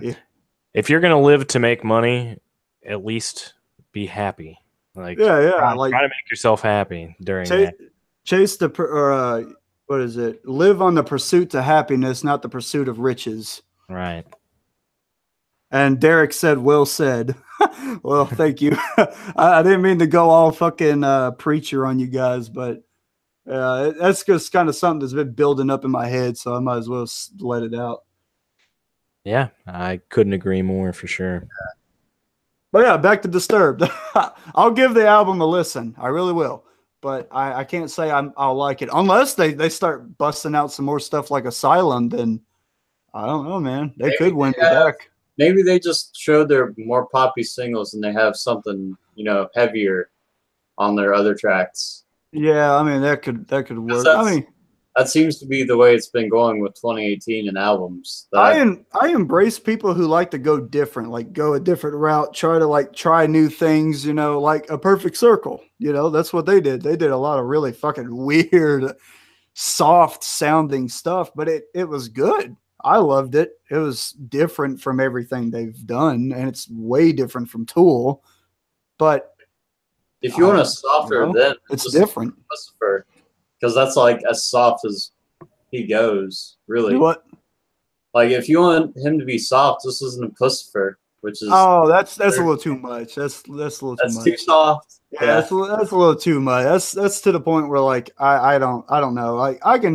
I usually listen to music to hear the personality of the singer. If they're doing the vocals, I want to hear their personality, what they think on a subject or whatnot, because it's art, you know. I don't like hearing the corny fucking love songs or whatever, and that's not what Pussifer does, but I don't know. I'll have to listen to them and give it a shot. But the new Perfect Circle, I really love how all of the music is put together. And also I like Maynard's lyrics because he's got a song on there called Talk Talk, and it's completely about like, it's just a big diss towards the Thoughts and Prayers group. Yeah. Yeah. So yeah, fuck Actually, we haven't listened to the new album yet. I'll have to check it out. It's pretty good. It's got some parts I don't really like too much. I plan on doing an album review series, honestly, and that's one of the albums I had a script for. So I'll probably get that out soon. Eventually. All right. Well, what were you guys gonna say on this whole situation before I went on to this big giant tangent about Disturbed? Yeah. I guess I'll check it out. I mean, I like 10,000 Fists a little bit, so. Yeah, I mean, I'll certainly give it a listen because I mean, I would be closed-minded if I didn't, you know. Right. You definitely got to give everything a chance. But if I hate it, I hate it. But right now, I'm still stuck on the new Kalma, new Demu. Like, oh my God! Don't get me started on Demu. That's so awesome. Those two albums are good enough for like 2018 for now. We did a whole like 30 minutes last episode, and Derek was there. He saw it all. We don't need to do that again. Yeah, we did a review for it actually. Nice and refreshed. I forgot. Yeah. What were you saying, Bransen? Oh, nothing. No, I was just saying that I would definitely, at least try and give it a listen. Right. I'll definitely give it a listen. All right, let's move on. So, Metallica's Kirk Hammett, we're still right about Napster. Oh, wow. They're still on that right now. Oh, my gosh. Come on. I was expecting Justin. But they sell out whole stadiums. Yeah, Right. like you don't need more money. Who gives a shit if somebody's trying to wish they could pirate do your that. music? God damn it. I like how we went like They could sell as much as you do with their heavy music. Yeah. perfect But you transition. write about Napster. Okay, all right. Someone Yeah. stole Kill 'Em All, even though you spread that shit around like STDs. And we release it like everywhere. I know. Yeah. Oh Like man. that's how they got famous anyway, because they did the tape trade or whatever. But you're getting all butthurt over Napster Dude, I'm Yeah. getting butthurt because this chair. again. Why? Yeah, I don't know, man. They're still fucking complaining about that. I bet James Hetfield's over there like, shut up, Kirk. Yeah. You and Lars. Yeah, I don't know, man. I don't know how to feel about that. Are If they? you're talking about like music being pirated, I mean but that's one way to get people into your music, because then they want to go to your shows if they hear your stuff and they like your discography. Yeah, I mean, but I don't know. There was one time where I was like going to watch a movie, and it was like a documentary that someone had made about Mojang, the people that make Minecraft. Yeah, And I went to go watch that, and Mojang had actually released the documentary for like a torrent download instead of like making you pay to watch it. And they were like, yeah, we're just giving this out, and then we would gladly take donations for it and stuff like that. Yeah. And like that was a really smart move, because they got so much money from that too, because like so many people were interested in that documentary. So I mean, I feel like a big band like Metallica could easily do something like that and just, screw off when it comes to Napster, dude. It's been so many years. It's been so many years. God damn it, shut the fuck up, you Kirk. There's something in the news too where they're like they consulted one of their ticket guys or whoever does their marketing. He was like, you know what you should do? You should up your ticket prices because you're selling them too cheaply. And that's what they did. And that's how you have an audience that abandons you. Like, Oh no, there are gonna still be people that'll buy those fucking tickets. People, I'm sure. like you're one they of do the the big same thing four, with basketball games. but there's like the other three, they're different. They had like they didn't sell out nearly as much, but they still have that sound, and they still sell plenty of tickets. They still tour the fucking world. No problem. Right. I don't know, honestly. Well, I mean, honestly, that time I went up to Half Price Books and there was like 50 copies of Hardwire Self-Destruct. I gotta see why they're bitching about Napster, because nobody's buying that fucking album. Well, There's a bunch of deluxe editions too. Bring back the classical type of elements, because that's what I like from the first three albums, or I guess it was. I didn't mind the new album. I really did like it, but I really don't like the CD. I don't like how they did they burned half of the album on one side or one disc, and then they burned the other half of the album on another disc. Yeah. And it's like, I guess it's trying to like make up for like the time it takes, because the CD has a limit, like 80-minute limit. Yeah. Well, fucking really, man? Really? The only reason to have two discs is if you're making either a double album or your songs are insanely fucking long. Like That was it, yeah. you're a progressive band, but clearly you only made one progressive album. Yeah. That was it. And that wasn't a double album. I don't know. Yeah. But anyway, stop complaining, Kurt damn it. Stop Metallica. complaining about rolling in cash. Cuck Hammett. Yeah, like you could literally do anything you want and be happy for the rest of your life because you're such a success. So shut the fuck up about people downloading your music on their crappy MP3 players. Right. Don't worry about it. Napster doesn't even exist, does it? Like, is that even around anymore? I don't think so. It reminds me of that South Park episode. And if it does, like, who the fuck uses it anymore? I think they're honestly just bringing it up, being like, yeah, during that conflict a long time ago, we were right. It's like, just shut the hell up. They just want to fucking piss people off. Yeah, that's like he's just trolling.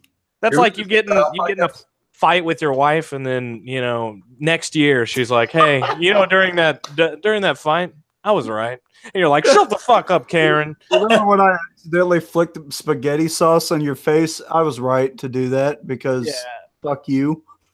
Just for no reason. Like the South Park episode where it's like, oh, well, because he didn't buy the album, he can't get this nice, Ferrari over here. I remember that episode.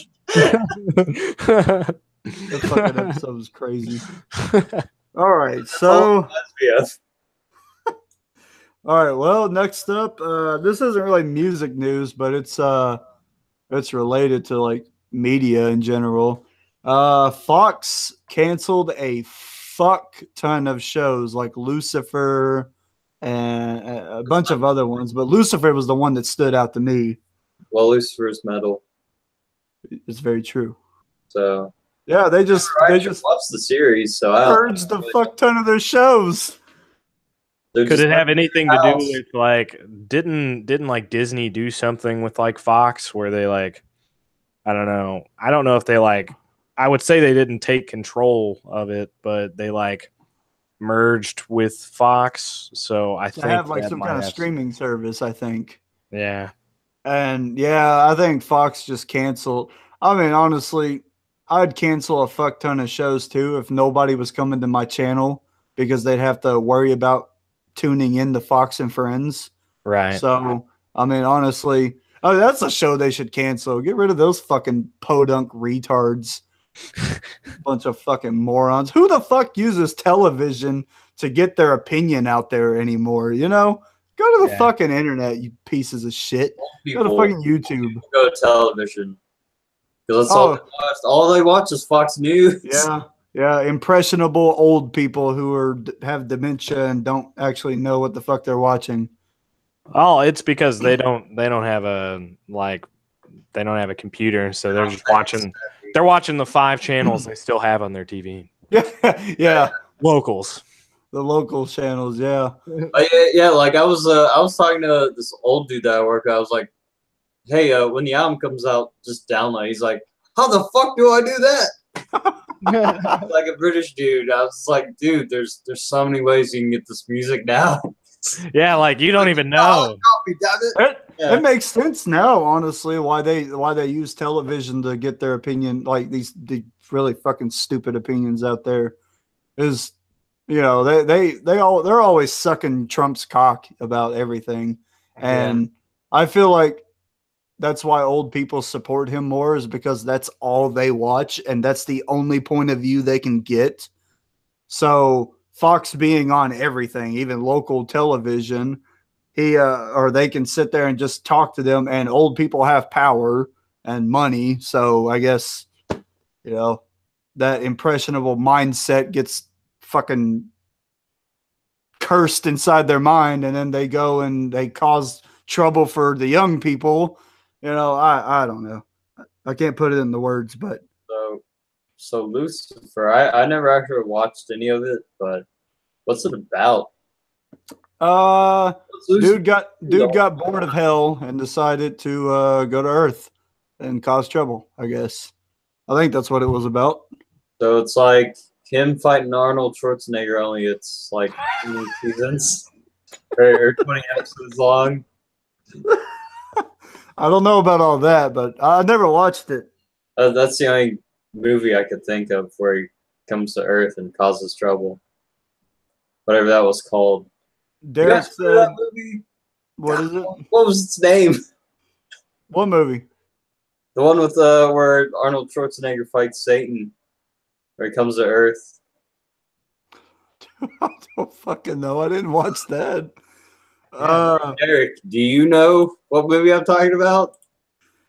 Derek said local TV here still gets over 30 channels, including NBC, CBS, Fox, PBS. Oh, yeah. And it's End of Days. Yeah, End of Days. I looked it up. Yep. Yeah, that's what he just commented it. Yeah, so I guess that doesn't really make sense. Fox isn't the only one with an opinion, so whatever. Whatever. Fuck television. Who watches it anymore? Yeah, I do. I have not had a television service for several years, Right. and don't need it. Especially since we have the flicks of net and the tub of you. Yeah, And I can't make up one for Hulu. the U of Hool. Yeah, something like that. The U of Lou. I'm killing myself tonight, so might as well give it a shot. All right, Those were his last words. Well, yeah, fuck Fox. They ruined a bunch of shit, and who cares? Now, moving on to the final topic. Final news already? Wow, that was short. Yeah, there wasn't really much. At least I didn't research much this week. It's all right. Band practice and having fucking recording today took all my energy. There's a movie for Bohemian Rhapsody, a Queen documentary or biopic movie. And the guy who plays, I think his name was Josh in Until Dawn, Rami Malek or whatever. The main guy in Mr. Robot is playing Freddie Mercury. Okay. And he surprisingly looks right for the role.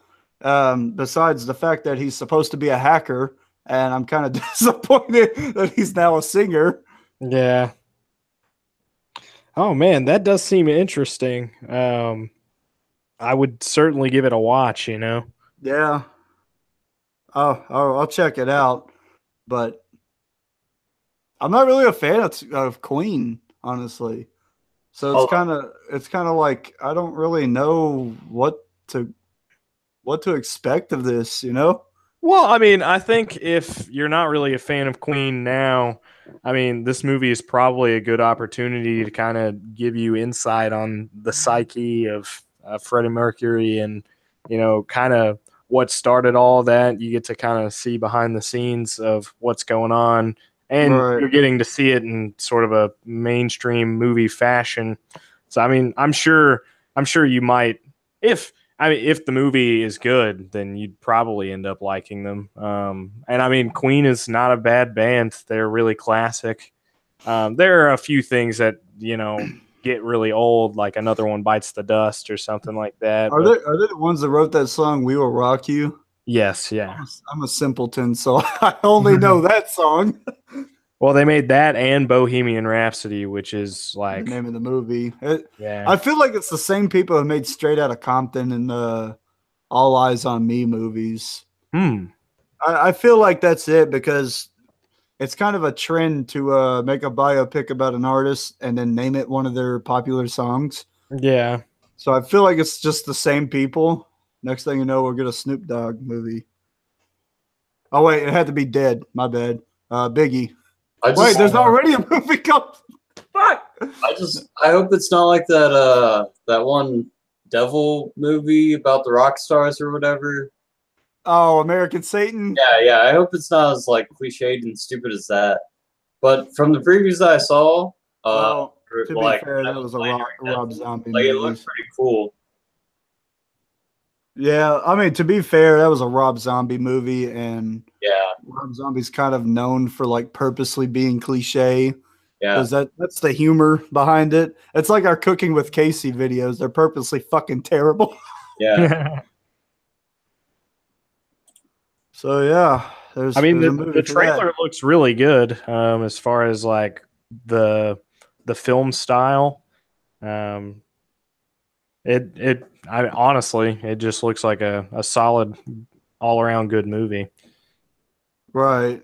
Yeah, I mean, I'll give it a check. I'll give it a watch. Give it a watch. Yeah. Give it a watch. Yeah.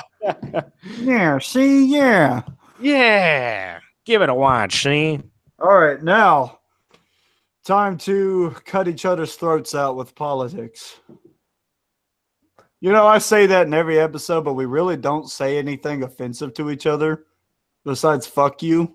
Yeah, honestly, we will probably agree on whatever you're gonna say. So, Well, also we're mature. You know, we could yeah, tell jokes and not argue, and you know, we grew up knowing how to talk, yeah, unlike many people who just avoid politics their entire life. And then the very mention of Trump, they're like, "Oh, well, fuck him," or yeah, "Yeah, fuck you, liberals." You know, yeah. I hate stupid people like man. that. Yeah, uneducated voters are the worst. Right, simpletons that don't know how to actually discuss something like a mature adult.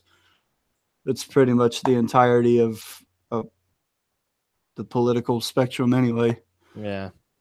Well, first off, apparently the White House is seeking to cut funding from the Children's Health Insurance Program, known as CHIP, as part of its larger request for cuts to the federal budget and a rescission package sent to Congress this week.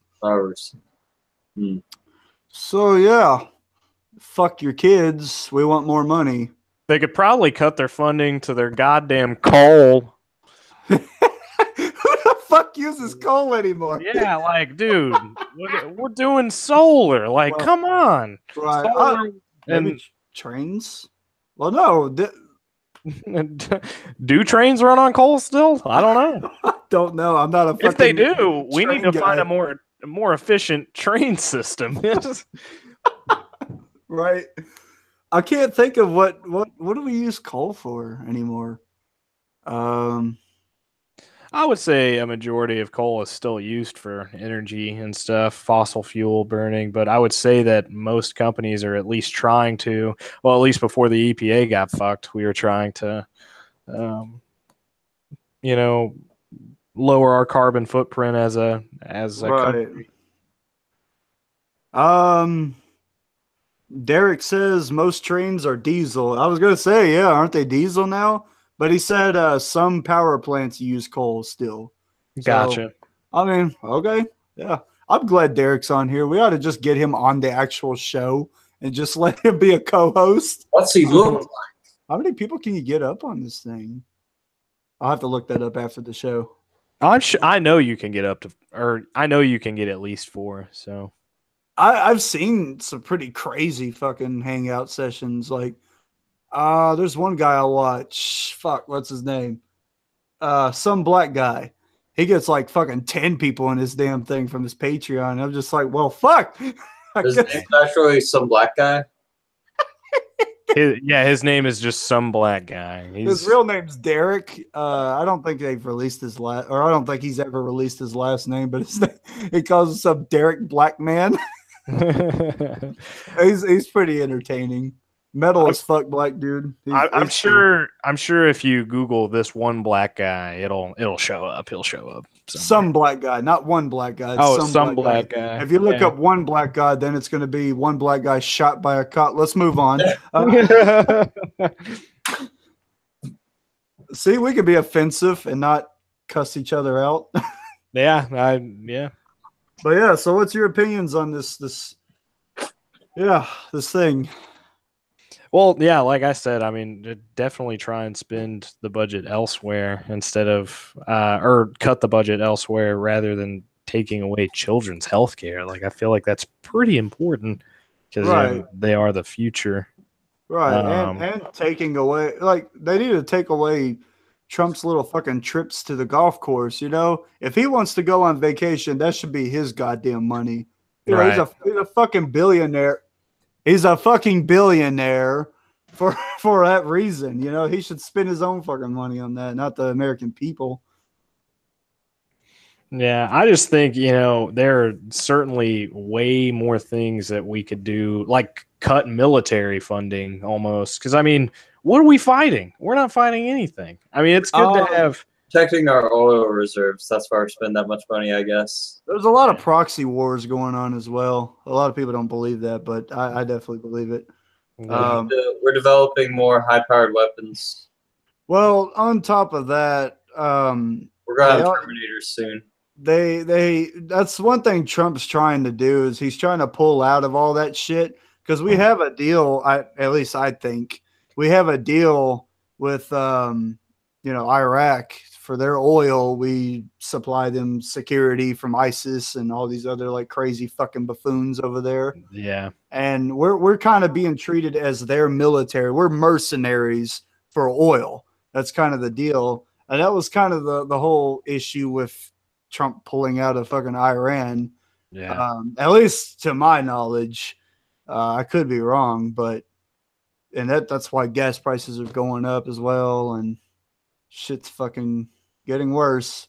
But I mean, I think Trump's trying to pull our soldiers back onto our soil, but at the same time, I'm kind of just like, fucking why? They're giving us oil, and you're protecting their people, and you're being hired for that. Yeah, I mean, like we're spending money for it. Might as well make it useful, Right? So I don't know where I stand on that, but definitely cutting fucking children's health insurance is fucking stupid. That doesn't make any sense. Yeah, that's been a pretty good trend of this administration. Yeah, cutting a lot of necessities in sense, life. it screws over people who are like, on the cusp of being completely screwed over. There's like, let's just do that. That's a great idea. That's a great idea. Fuck them kids. Hey, those kids that need like education and healthcare? They don't need that. We need more money for our wall. Yeah. I think it's really fucking ironic. The irony is so fucking strong with this situation. Like, they're cutting children's health insurance, but they want to ban abortion. Yeah. Why do you want, what the fuck? And then they complain about not having jobs, but then they want to ban abortion. The reason we're losing jobs is because more people are being born and are of age to get jobs. They only care about the baby when it's not out yet. But as soon as it's out, there's like, fuck it. I don't give a shit about it anymore. Right. Good luck taking care of it without any help or anything. It's on you. You don't make enough money, we're not going to give you very much help with that. You suck. You had a kid. The way that logic follows to them. Right. It doesn't make any sense to me. Like, you're not giving people a way out. You're not like, well, what if we like prevent people from having babies? So, like, no, that's an abomination. No, that's an abomination. You can't use condoms. But why don't we feed the kids? Nah, fuck them. What about like, we just like, we teach people how to have sex and how to reduce it by using condoms. It's like, no, you got to do it bareback. That's the Christian way. No, you got to get her pregnant. All right, well, what about abortion? Nope. Don't even say the words. Don't even say the word. So whenever the babies come, are we going to take care of them? Nah, hell nah. No, absolutely not. That's the way it follows. It's just an eternal cycle of idiocy and people getting born that don't need to be born. There you go. Right. Because they're going to inherit nothing, and they're not gonna have a good life because you're taking away all the shit. Right. Yeah. So either way, you're making a cycle where everyone is getting fucked. What are those things? Those balance boards that like a kid fucking they go up and down on? It's like you're making a Jenga out of just pretty much our fucking administration at this point. It's like you're making a Jenga, but you're like, let's pull out all of them. Like, rip it all out at once. There you go. The whole thing falls down. It's like just like 9/11. Oh man, yep. There you go. You made a connection. Illuminati confirmed. That's the only thing I can compare it to, just Jenga. Except you're fucking everybody over all at the same time. It's like all of it gone. There you go. Okay. Derek commented, he said, global war on terror is a massive, multifaceted thing. Foreign operations and aid with training, R&D, intelligence, and national defense programs. Mercenaries are private sector and not directly DOD. It's true, yeah. I'm sure most of that cash that goes to them goes to like weapons developers or whatever, mercenary groups, that kind of stuff. That's an interesting conspiracy, maybe. I don't know. That's like weapons developers. That's definitely not a conspiracy. because they profit off of that. I don't know. That's a field I'm not in. Because they're arms dealers. Dude, I play a string stick. I don't know anything about weapons. No, you play a string stick. That is a weapon. How? It's How's the it greatest weapon possible you could ever, because it allows you to play everything. It allows you to create art, and then you can use that to Yeah, talk to people and use lyrics to further elaborate your point. exactly. Yeah, it's a weapon of creation. I wasn't actually trying to be serious, but I guess that was exactly what you were saying. It's a weapon Yes. woven of peace and prosperity. Hey, as long as somebody's not getting shot in the fucking face, then I'm perfectly fine with playing my 7-string stick. Or mass creation. That's what it is. Oh, I thought you said masturbation at first. It's a masturbation weapon too. It's like, are you playing a solo? Nah, I'm waking it, dude. Moving on. Wait a minute. Hold on. What the fuck did you say? Say it again. Hold on. Did you just say something about waking the demon? No, I said, what are you doing? I was like, oh, I'm playing it. It was like, no, you're waking it, dude. Yeah. Oh, you're playing a solo. I was going to say. Waking the demon? No. Yeah, I didn't know what the hell you were saying. Okay. All right. Well, next, apparently, Ann Coulter tweeted back after the whole Israeli shoot. Or hold on. What? Wow, that is the worst thing I've ever typed. After Israel shoots and kills Palestine. Did I just copy and paste this?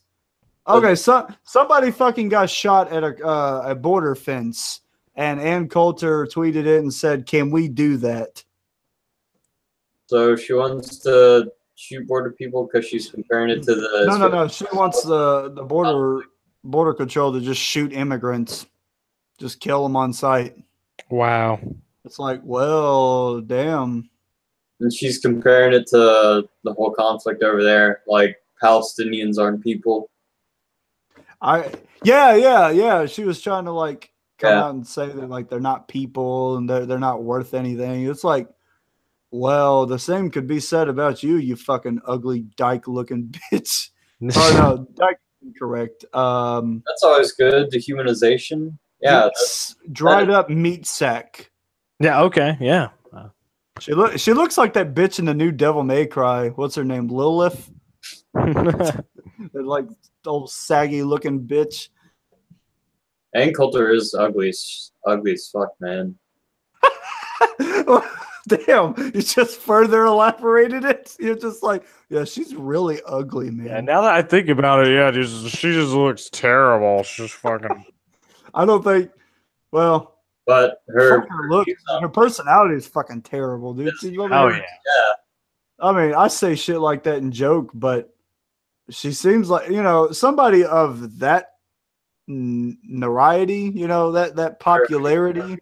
Yeah. If you're someone if you're someone that's influential, you should absolutely respect others or be mindful of what you're doing. Right, and that's exactly not what she's doing. Yeah.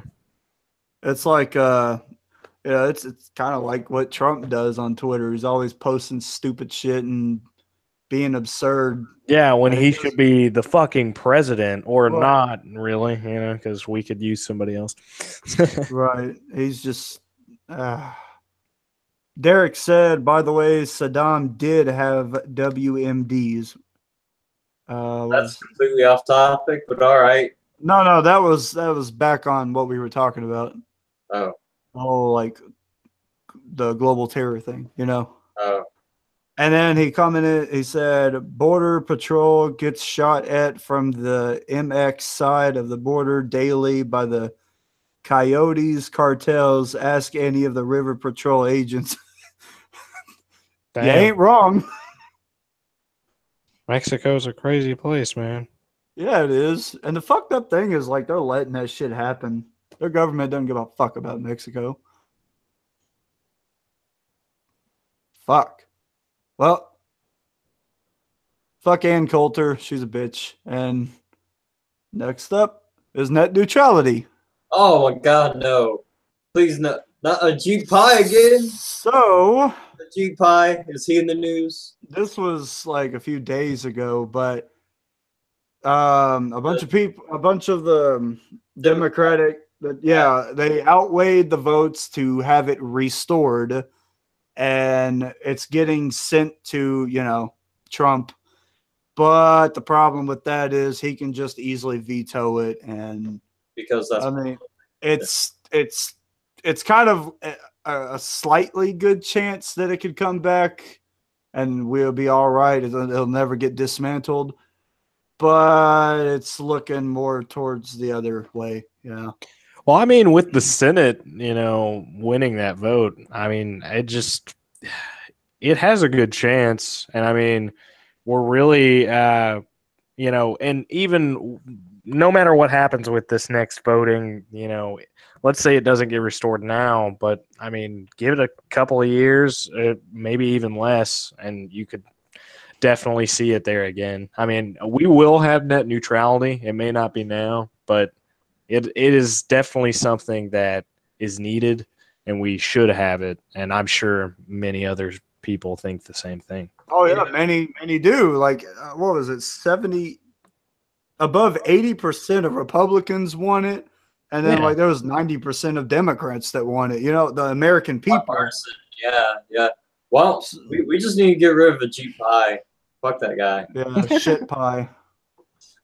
He's a cocksucker. He hired that old Kumar looking motherfucker.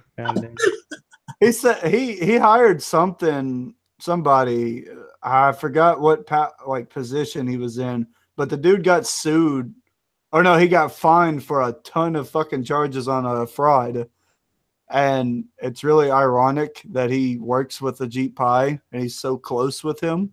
Mm-hmm. So that opens up an investigation to go after him now. So it's we can kind of see that, the Jeep Pie is a fucking fraud. I mean, look at his face. And now I don't know where to go for there. So hopefully net neutrality gets hopefully it gets restored, but I truthfully don't think anything bad's gonna happen even if it does get dismantled. I mean, they're not gonna turn our fucking internet into a big TV service, and the FCC already came out and said that they're not going to allow throttling. They're gonna make it to where they internet providers can't do all of the stuff that everybody's fearing, Right. The only real thing it's really going to do is let them innovate and come up with maybe fucking replace our wires, fiber wire. But I don't know, honestly. I'm not a tech guy. You're kind of a tech guy. I'm a general computer kind of guy, not a networking guy. So yeah, I can't really give too much of an opinion on what's going to happen with net neutrality because I'm not a tech guy, I'm not a networking guy. I'm a tech guy, but whatever. Enough about me. So let's hope it comes back. And yeah. Moving on. Yeah, moving on. I accidentally wrote this down here. I should have wrote it down up in the music and media section, but Stan Lee is apparently suing POW Entertainment for stealing his name and likeness for $1 billion. Wow. They stole his name and likeness for what? I don't know. I just wrote that down. I read it, but I don't fucking remember it. They just, they're like, let's copy and paste this image of this guy right here. No one will know the difference. And all of a sudden, it was just like $1 billion. I put the fucking link in here too, but it didn't say Stanley. Cocksuckers. Yeah, apparently POW Entertainment was his former company, and he's alleging that he was tricked into signing a document giving away rights to use his name. So they shouldn't do that to him, man. He's a fucking elder at this point. Right, he's a legend too. Yeah, Can't Could sit you there and imagine that? shoot You're like, people. you're 95 years old and like you win a settlement of like $1 billion. He already has it, but you just get $1 billion in like one settlement. Oh my God. That'd be crazy. It would be. What the hell? So we got a comment. It's not Derek. it's Okay. it's a guy named HIV positive transgender. Wow, what a creative name. Yeah, that's good job. He said. I'm surprised that wasn't taken before you, you know? He said, "Have you heard what they got planned for June 20th, the first day of summer? I heard them Luciferians planning a naked owl procession. No, Luciferians. I was gonna say Luciferians. That's a nightmare, dude. No, dude, no." But they're planning a naked owl possession through the forest. They got the tree paint ready and everything. I feel like this is just a copy and paste. Somebody that just goes to random tree and copies. Plays at that procession because I want to hear black metal while they're doing that ritual. Dude, if they better be playing black metal. Better be playing Dark Throne or something while they're fucking dancing around all naked and shit. Or Burzum. That would fit better. Whoever made that comment has to be like some paranoid dude who's like, I feel like it's a spam. You gotta, like it's a spam. or it's a troll. I don't know. Probably. Oh well. Moving on. Yeah, Stan Lee. So he he's suing PAL Entertainment. Bastards. I hope he wins. I do too, man. Stan Lee's the man. Damn. Can we just like take a minute to embrace Stan Lee's legacy? Yeah, I mean, whenever you think about Marvel, he is Marvel. Like Right. he made Marvel what it is. Like all of the great, like he wrote the X-Men, all of the Avengers, Spider-Man, Fantastic Four. Like, he is the creator of those. And he is without a doubt Captain Marvel.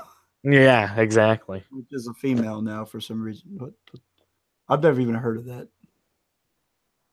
I don't get it. Yeah, Captain Marvel has been a character in the comics for a long time. She plays a vital role in what Infinity War is doing. Oh, she's actually in Infinity War? Yeah, she's going to be in the second part, but yeah. Not the first one. Oh, well, I haven't seen it yet, so.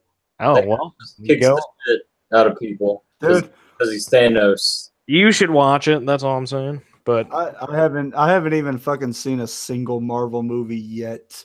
Doug, go see Deadpool 2, then. Just skip out and just go see Deadpool 2. Deadpool 2 is probably going to be what I watch. God, dude, it was amazing. Was it? Oh, yeah. But I fell asleep during the first one, so. This one, there's no backstory you have to worry about, so it goes pretty much straight into different things. Okay, because I was kind of getting over the whole sappy story that he has cancer. Oh, there's still some sappiness in there, but you got. Oh yeah, you can sprinkle that in there, but I didn't give a fuck about the sappiness. Yeah, dude, I knew what the hell happened to him. Yeah, just fucking give me jokes and action. Well, the second one has a lot of that. All right, well then I'll watch it. Place, just splooged all over. Splooged. Yeah, it's everywhere, gloriously just splooging everywhere. Because it's Deadpool 2. Derek says PAL is Chinese-owned company now, being they've Chinese businesses been currently cited for hundreds of property rights infringements. It isn't a surprise he'd try that. Was he talking about Stan Lee? I think so, yeah. Okay. I'm not sure. I'm not sure I understand it too much. This guy speaks in riddles. I really didn't know anything about PAL Entertainment, honestly. Are they like a comic book publisher or something? Be hard to find out since Google is God. Well, you have your Google and I have my fucking webcam thing, so Cow Entertainment. I totally have 2 screens. Why am I not using them? Fuck. See. Oh, they called it preposterous, saying he clearly understood what he was signing. And they think it's without merit. I'm just reading through this. I can screenshot it if that'll help. Or screen share, my bad. Screen share, yeah. Yeah, there you go. Okay, so. Yeah, there's me again. You guys see it? Yeah. Okay.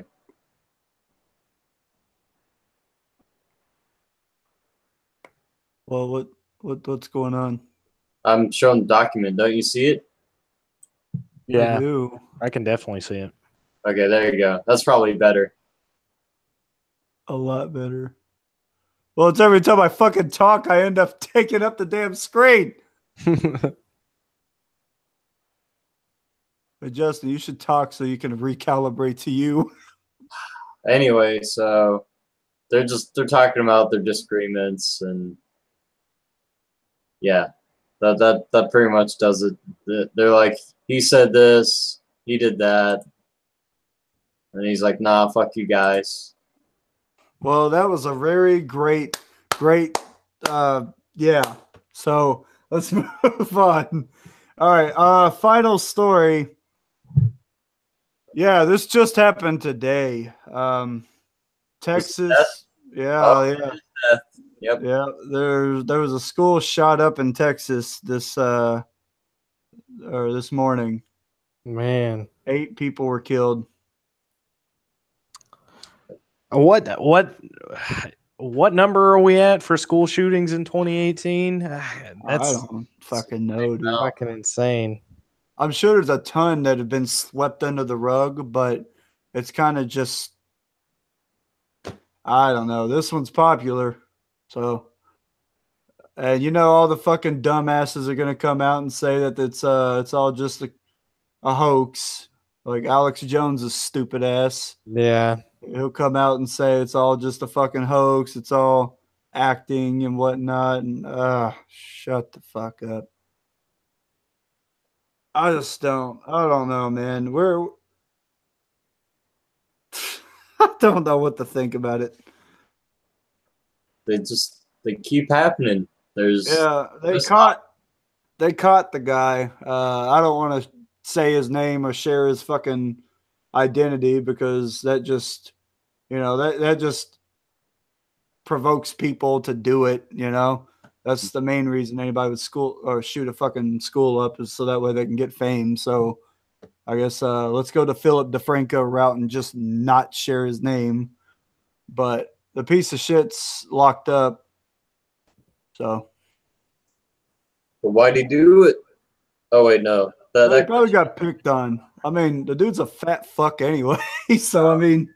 Yeah, he was a loner that played on the football team, and then he shot up like his art class or whatever, and then he left behind explosive devices because he did want to commit suicide, but then was a coward and didn't do it. Man, if you're gonna kill yourself, do it. Yeah, fuck. Like I mean, I'm definitely not in any I won't ever do this, but no. Yeah, like I would rather kill myself than kill someone else, of course. Like right. I would never want to hurt anyone, but I mean, he had different motives, so whatever. I don't know if somebody's coming at me with a knife, I'm gonna enjoy every second I gut them. But that's just my inner psychopath. So, yeah. So.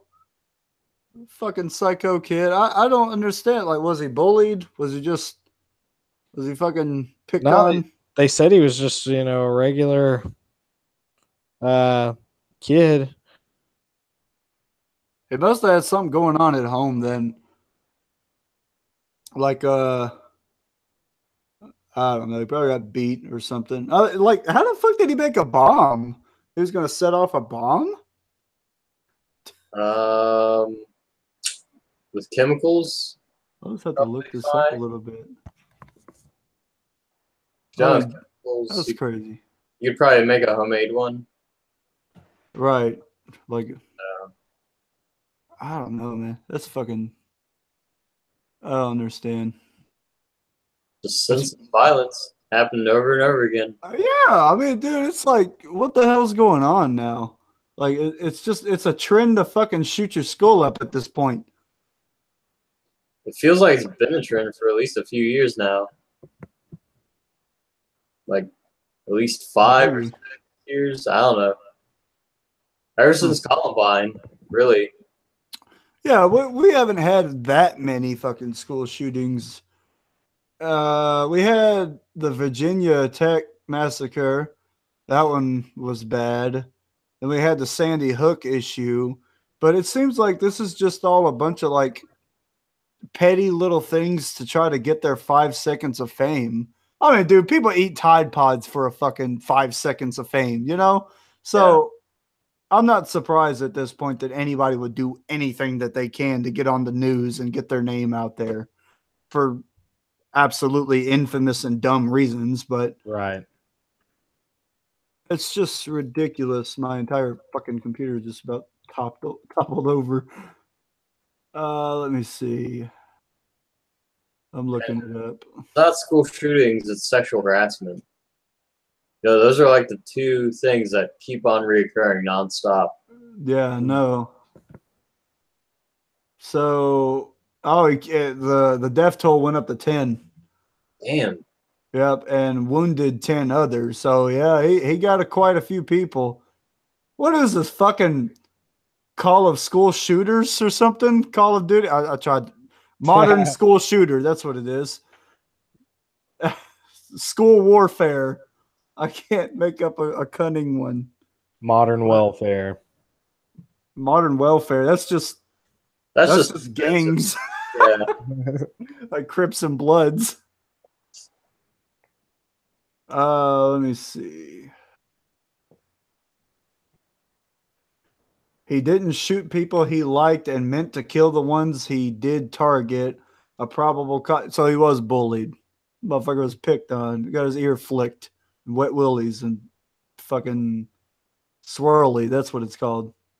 Yeah, I mean, I'm definitely gonna, tell my kids be nice because that could happen.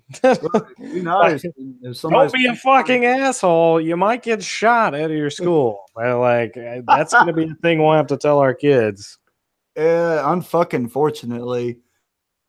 I'm surprised somebody hasn't shot Woodford up, our school. Somebody tried. Do you remember that? Matt Cox, I think his name was.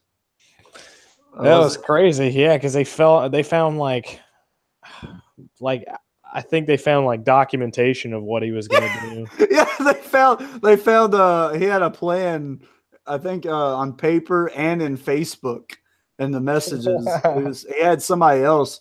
Their plan was to one person was going to ring the fucking fire alarm, and then the other was going to like stand on top of the building and gun everybody down. Damn. Like, that's a fucking brilliant plan, but still, it's like that kind of dangerous shit you got to fucking worry about. Yeah, like how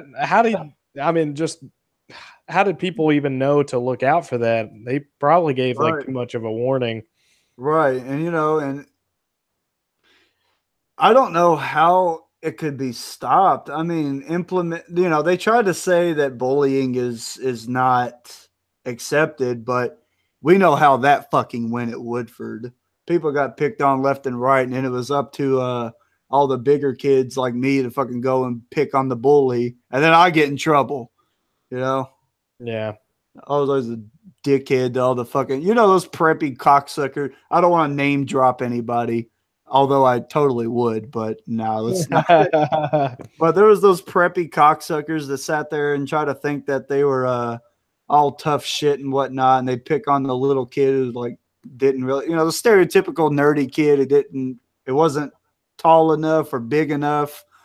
And I would always pick on those fuckers. I'd sit there and be like, well, what the fuck you over here fucking complaining about? Like a certain somebody, I don't know if you know him, but had mommy and daddy issues, but he'd go around picking on everyone because he thought he was better. Oh, I'd call him out on it. I was like, well, you're the one over there going home to a mother and father that doesn't give a shit about you. So I don't know what the fuck you're crying about. And then everybody start laughing, that kind of shit. And you get in trouble for that. yeah. They play their favorites, and it's mostly because he was a football player making their school look better. So there's also that. But kind of shit like that just is so stupid. Like it's drawn out, and they don't give a fuck. They don't give a shit about trying to stop bullying. They don't give a fuck about the well-being of somebody's mentality, They say they do. And I mean, the counselors might, but the overall school, the main power, doesn't give a shit. So it's like, as long as they're making money, whatever. You could teach people to have more self-respect. Right. Teach people to have more respect. Stop teaching us what A+4 is. We don't fucking care about that shit. Teach us how to function in society as a fucking decent, mature human being. Yeah, teach us how to socialize, respect one another, and just be a team. Right. We're all in the same place. Like, we all do the same things. We're all here for the same reasons. We should definitely get along, no matter what. Like, as a person, I don't give a fuck what you believe in. Like, believe it, do whatever you want, man. Right. It's fine, because as long as it doesn't impede on anything I'm doing. Like, of course, if you're in it for the harm of others, then fuck you. But right. So don't believe in shit like that, but just be a person, mind your business, mind yourself, be mindful of others, Keep your persona to yourself and express it to those who, in a positive light, would give a shit about that. Yeah, be considerate, Yeah, it's just like the whole Westboro Baptist Church. Those fucking idiots. It's cool. Whatever. Be a Christian. Yeah. Believe in God. Whatever. Choose your fairy tale. But don't sit there and tell me that I'm fucking stupid because I don't believe in something that I have not seen. Oh yeah, so, I am definitely. I have a big stance on organized religion. I personally don't agree with it, but if you want to do that, if that's what makes you happy, and that's what gets you through the day, by all means, love God, like, for real. Like, do what you have to do, but please leave me out of it, because I do not. I will not. I do not. I am not infatuated with Jesus's cock. So please keep this shit away from me, and I'll keep my Satanist stuff away from you. I mean, yeah. And if you're in an educational setting, do not cross education with church. Like, religion. No. Religion and education definitely need to be separated 100%. Yeah. I mean, it's cool for the most part they are, so that's good. Right. It's cool if it's a private school, whatever. They can do whatever. But a public school should not be indoctrinated. Yeah. Definitely not. Whatever. So, yeah, school shooting happened. We totally didn't talk about it. And, whoa, hold on. I just read one classmate told CNN the alleged shooter was really quiet and he wore like a trench coat almost every day. That motherfucker definitely knew what he was doing. Trench coat mafia. No fucking way. This black boy, or the dude from Eric Andre's going, I'll trust like that. I'll just like that. Whenever he says the guy like with fucking trench coat on. That's fucking that's terrible. Yeah, yeah, he definitely did a lot of research on Eric Harris and Dylan Klebold, and that's why he did that. Well, fuck him anyway. He's probably going to prison for a while, and rest in peace to the 10 that have been killed and possibly 10 more that'll die in the hospital. So That wasn't optimistic at all. I'm sorry. Yeah. You're like, yeah, there are other people that are injured. They'll probably die They'll though. probably die. No, I bet they'll be all right. Hopefully. Yeah. So, all right, let's move on to the final part of our entire show where we interview our guest. It took fucking forever to get to this point. Yeah. And actually, I forgot to even say it at the beginning of the show. All right. I'm running on like zero energy after all of today, really. You didn't do shit. I'm the one who recorded guitar today. You just listened and drink beer. I did plenty of other things too. You went to go see a movie. I went to go see a movie, and that was a lot of work. Dude, we spent 3 hours mixing the drink. Okay, it's not. I'm over it. We're not talking about that. I am Bransen. sure that you are exhausted from watching that movie. Oh my god. Oh my god, dude, yeah. It took so much energy. All right, so Infobesity, that fucking name's awesome. Thanks. It's like you're obese with knowledge. It's fucking awesome. So is it you and Tristan Easley? So right now the team is me, Tristan Easley, and my roommate Kyle King. Tristan was my roommate, but he recently just moved to Iowa. So at the moment, Infobesity Studios is it's going through a change because Tristan has moved to Iowa. So we are we're slowly gathering. He's part of like the design. So he does a lot of templates and stuff like that.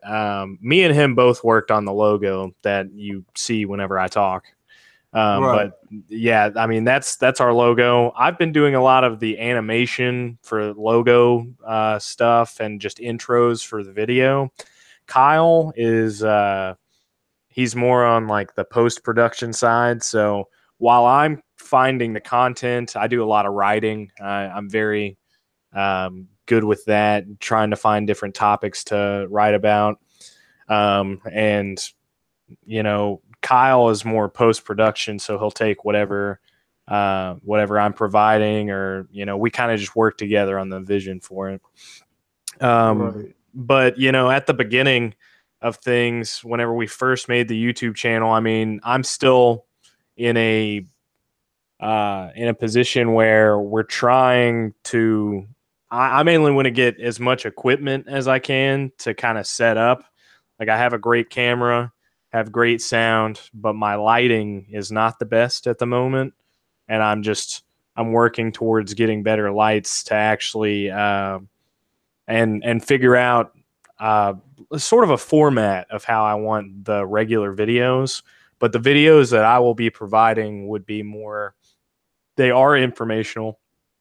Right. They do consist of, you know, things that people don't think about every day. Like I was doing one on instant noodles, like, you know, how did they come about? You know, what all different types are there? You know, how was that created? You know, how it impacts the world around us. Right. So I was doing one on that. I was doing one on the record player as well.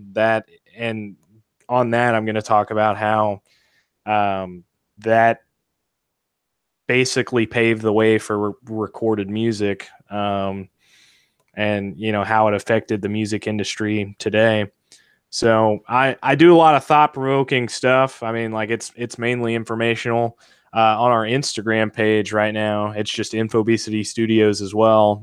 Our handle is basically the same on everything. But on our Instagram page, we're a little over 100 followers now, and we post almost daily different stuff. We do like an on this day post.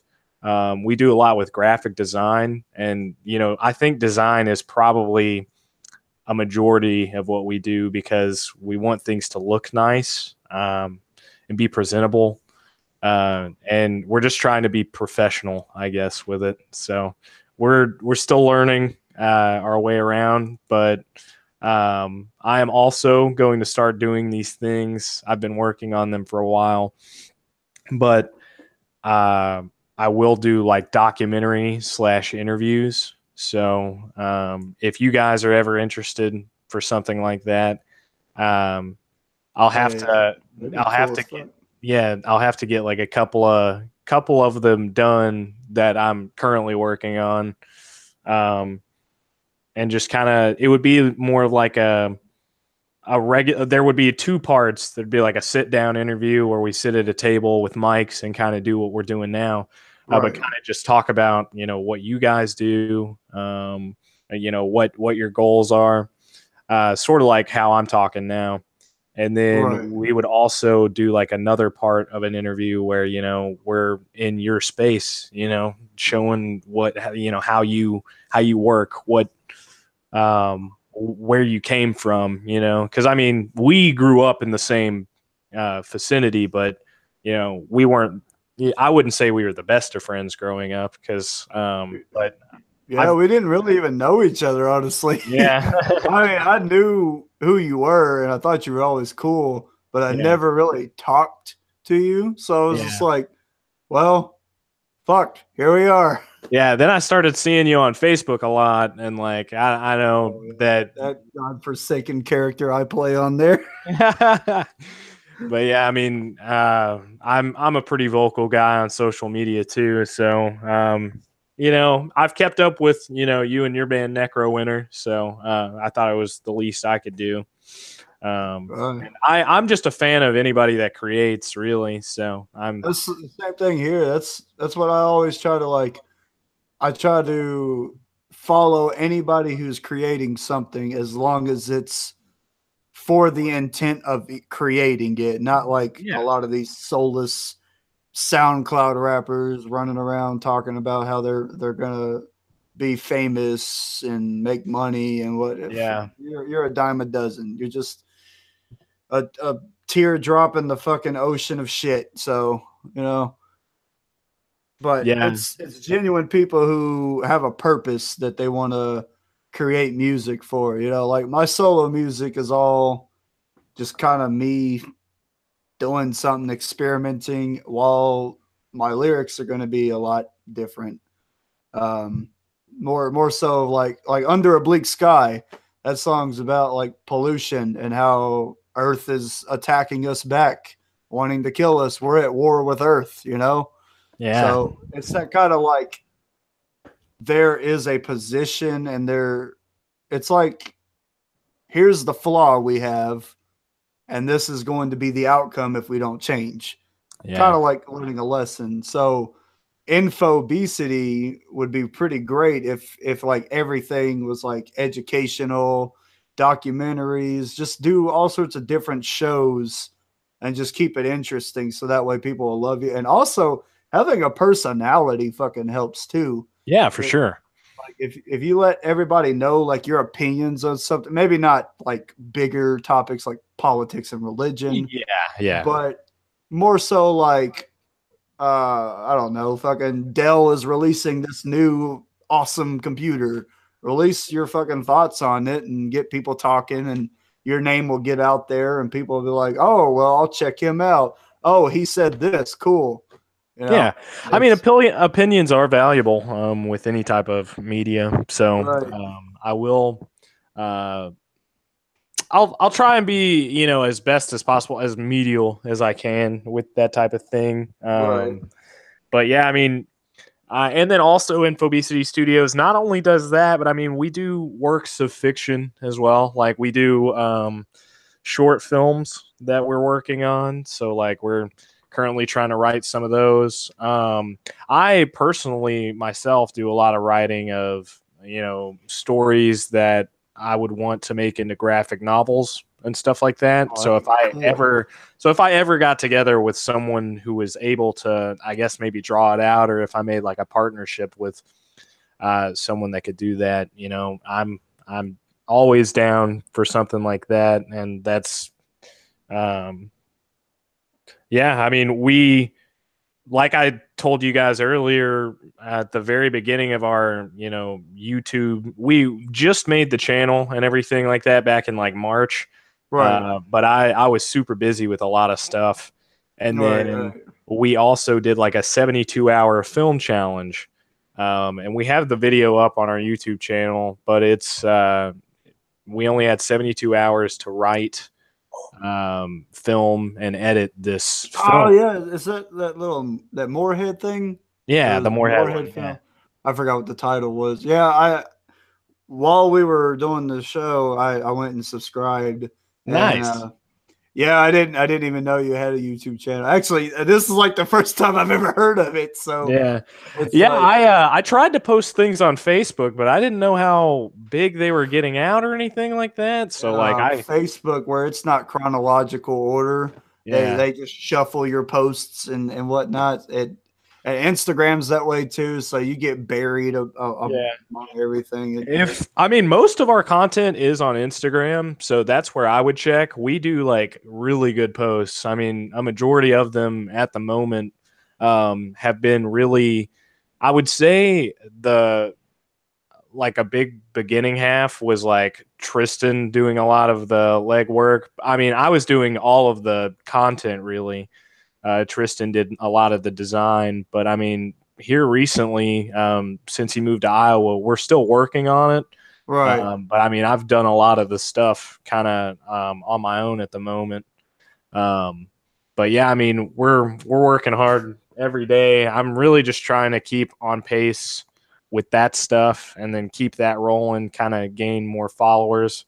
But yeah, I mean, I would check it out. It's the same. It's just Infobesity Studios on Instagram, and you would see our same logo and everything. But there, I've posted logo animations that I've made. Like, took me like an hour and a half to make. I saw I just followed the Instagram as well. Nice. I saw the Did You Know? Yeah, they look perfect because they're like square. Perfect for Instagram. So yeah, we actually we had really big, because like Tristan is a really picky guy whenever it comes to design. So that's why I kind of chose him for things like this. And you know, we had huge discussions just solely about format. Like, I'm talking, we got in arguments over font, how we wanted things shaped. And you know, that was all three of us really, like all three people that are a part of it at the moment. And we have, that is solely what we've been trying to do. Like, on some of our earlier posts, it was more of like a picture with a shade, and then it had, the fact on top. But now we've started doing it to where it's in a frame, to where we're not, because my big thing was I didn't want to compromise the integrity of the original photo, with covering it up with a weird like filter or something. And then we've gone through logo changes and like promo changes, because I made all of the short videos on there that are like musical and stuff like that. So it's like kind of synchronized with the music, and it'll show our logos. But I've changed basically the whole logo design to just be the light bulb and not really have any of the words in it. But it looks nice that way. So I mean, I feel it should stay as your channel. Yeah. And maybe have the logo of like in text on the channel art. Yeah. And that would make it look nicer. Kind of like it builds an iconic look. Yeah. Kind of like what Vsauce does. You know how Michael, I think his name is Michael. Yeah. His face is his profile picture, but like the channel art announces who he is. Yeah. It kind of builds that iconic view of everything. Yeah. Whenever we start doing more of the YouTube videos in general, I will be basically hosting. So, any episode we'll kind of have, I'm wanting to do like a frontal type of, like I talk in front of the camera at some points, and then some things are just actually filmed by me, or we'll find I could help you with some of that too if you want. Like there's a way you can get your audio sounding a lot better, kind of like what I do in our older podcasts when I edited. Get a program called Adobe Audition, and just kind of use that to enhance the audio, and maybe get do I have it right here? get one of these little fucking things where you like clip the Yeah. microphone. Yeah, just clip it on your shirt. Don't.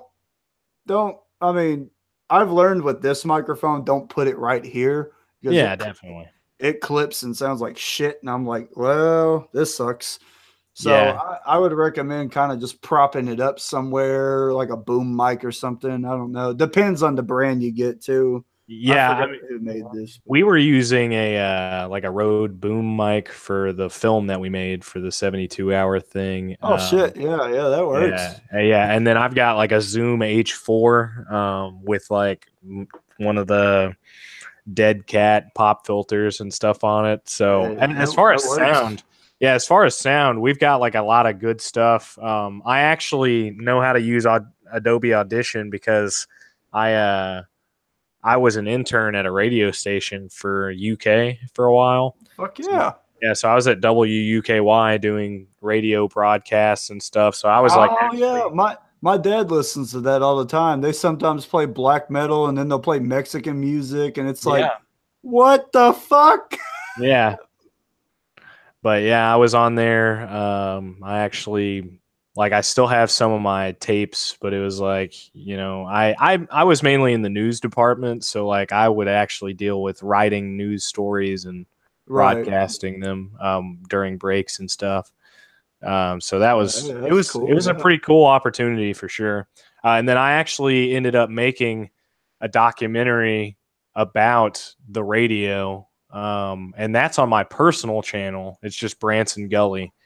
But yeah, I made a documentary about whether it's called Keeping Radio Alive, because it was about radio stations and how they're dealing with, like, I had several interviews with people at this radio station on how they were, adapting to, internet radio and stuff. And I would give it a watch. They put it on their website as well. But yeah, I mean, that kind of interesting stuff always helps, because it's like you're getting experience, you're getting other people's experiences from this world, this different world. It'd be the same like with interviewing Necro Winter. You'd be getting our experience on how we write music and how we record and whatnot. It's just sharing that experience for people who are interested, so that way, it's all informative, and that's fucking awesome. Yeah. Yeah. In the chat, I just gave you the link, so you can watch that whenever. Okay. Yeah. I'll have to subscribe to your personal channel too. Yes. Okay. We went on for a while. Justin. Yeah. Yeah. You got a question?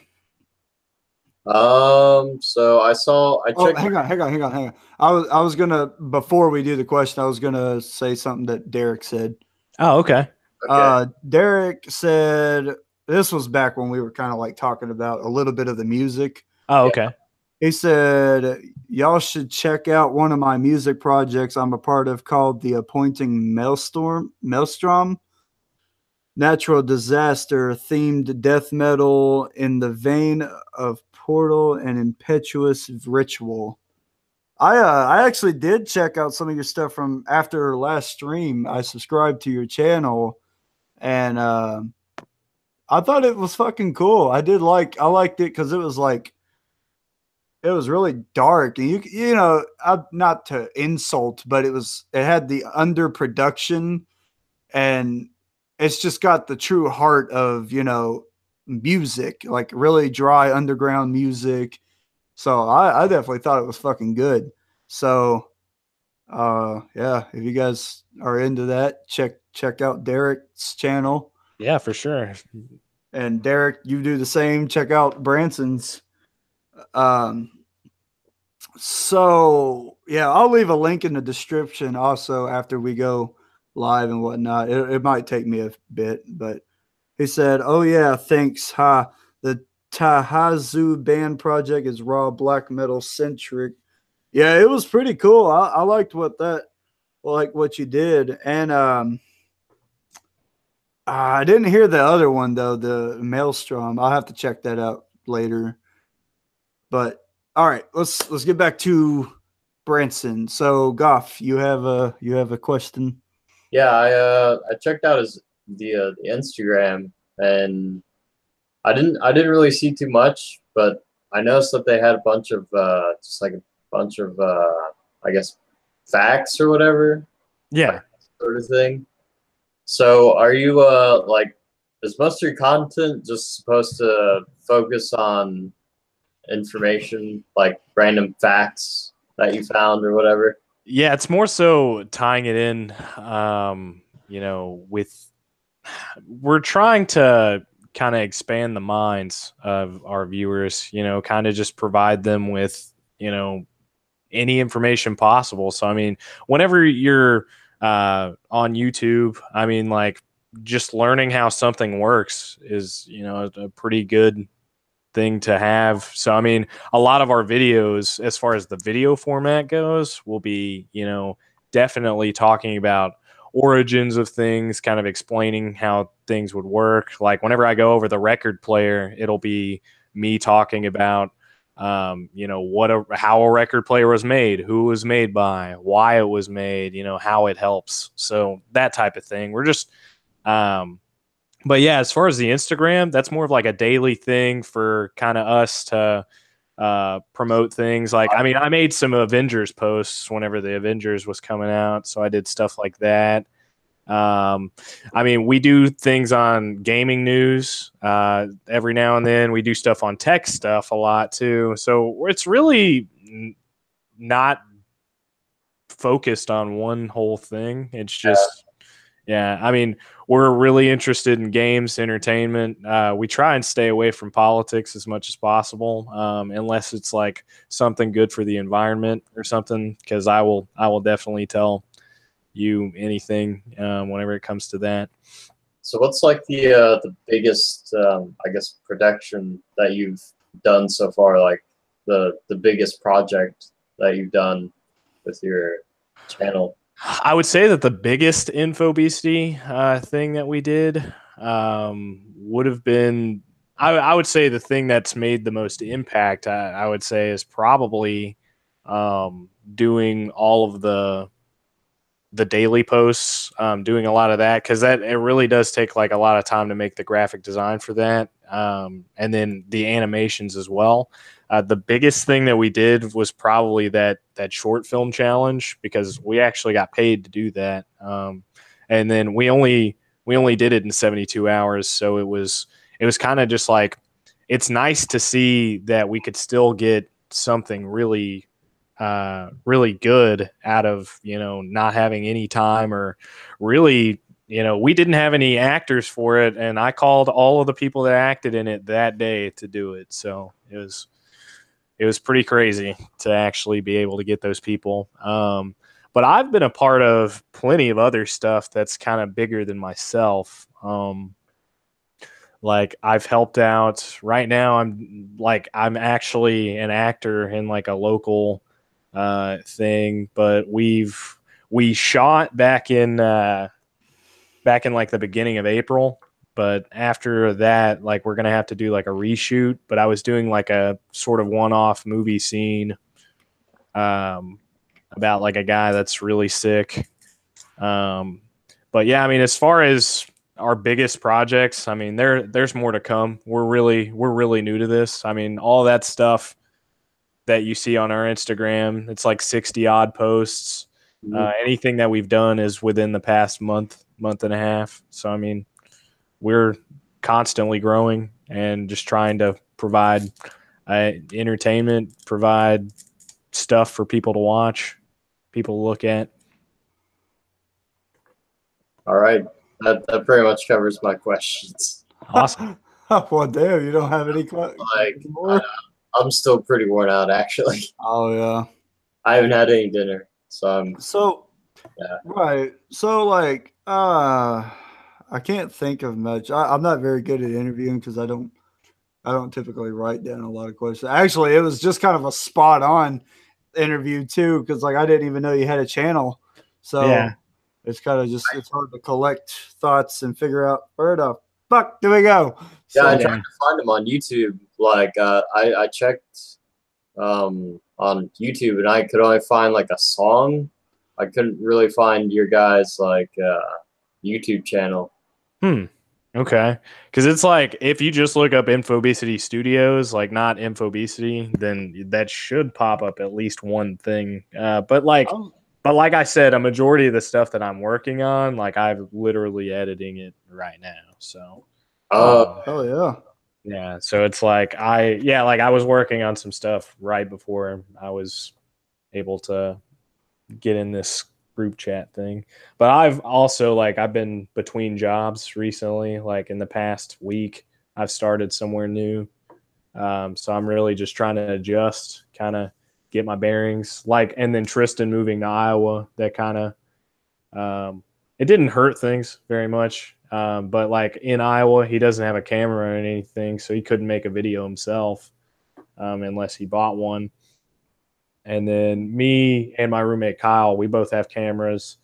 So we're trying what we can do at the moment. But I mean, as far as my interviews and stuff that I have lined up, a lot of them are with people that kind of have their own bigger followings. So it'll certainly help to talk to them and get there.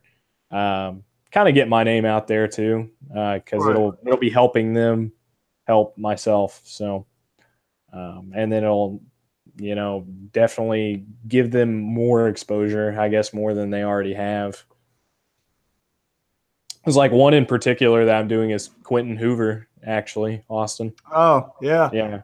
Yeah, So, good old Quentin. Yeah, so because right now he's got like, I think he's almost 200,000. Yeah, I think Quentin reviews. Yeah, he has over 200,000 now. So like, I'm definitely gonna give him a shot. I'm actually working on something with him as well. Oh yeah, he like wrote a thing that we are gonna be doing. So I tried to get him on the podcast, but he kind of threw the whole "I'm too busy to do it" kind of deal at me. I feel like there's some kind of bad blood between us, but whatever. I wouldn't say that. Yeah, I mean, I don't want to think like that, but I extended a hand because my phone, I have a 4K 60 frame phone, and it shoots slow motion. And he messaged me when we did a like episode of Smashed where we just like smash shit with my barbed wire bat, and we put it in slow motion. And he messaged me, and this was like before he got all big on YouTube and everything with the Quentin reviews thing. And he was like, he said it looked cool and everything. And he asked me what the camera was. And I mean, he was friendly about it. So I figured, okay, we're cool still. So I messaged them and I extended the hand. I was like, if you ever need any slow motion video, my camera does 240 frames per second now. And he just responded with a gotcha. And I was just like, well, I don't know if that's passive aggression or what, Yeah, I mean, I wouldn't read too much into it. I mean, I don't. I mean, that is what he does as a job. So, like, I could understand being busy, like, right. And I mean, I don't want to come off as that kind of like, oh, you have fame, you have success, I want that too. I don't want to come off like that. I don't fucking care about fame or success. Right. Well, I just want to do my thing, and I figured it'd be cool to have him on the podcast, talk and ask him what's up. But like, I feel like he's just kind of against me, really. So I mean, I don't fucking know. I don't know what the deal is. Because it'd be cool as fuck to have him on here. Because I have a few friends that are musicians in Lexington who are actually really surprised to know that I know him, that he lives in Versailles. Like a drummer I know in Lexington. I don't want to name drop. I don't know how they feel about dropping names, but yeah, he was telling me like he watches this guy named Quentin Reviews, and I was like, I fucking know that dude. And he was like, really? And I said, yeah, he lives in Versailles. And he freaked the fuck out. He was like, no fucking way. And I was just like, wow, Quentin really did make it, Yeah. And I thought it'd be cool to get him on the podcast, because then that same guy would probably watch it and be like, oh, awesome. He really does know him. But, it's kind of like, I don't know. I don't fucking know. I don't want to think there's bad blood between me and him. I don't I truly didn't do anything wrong to him.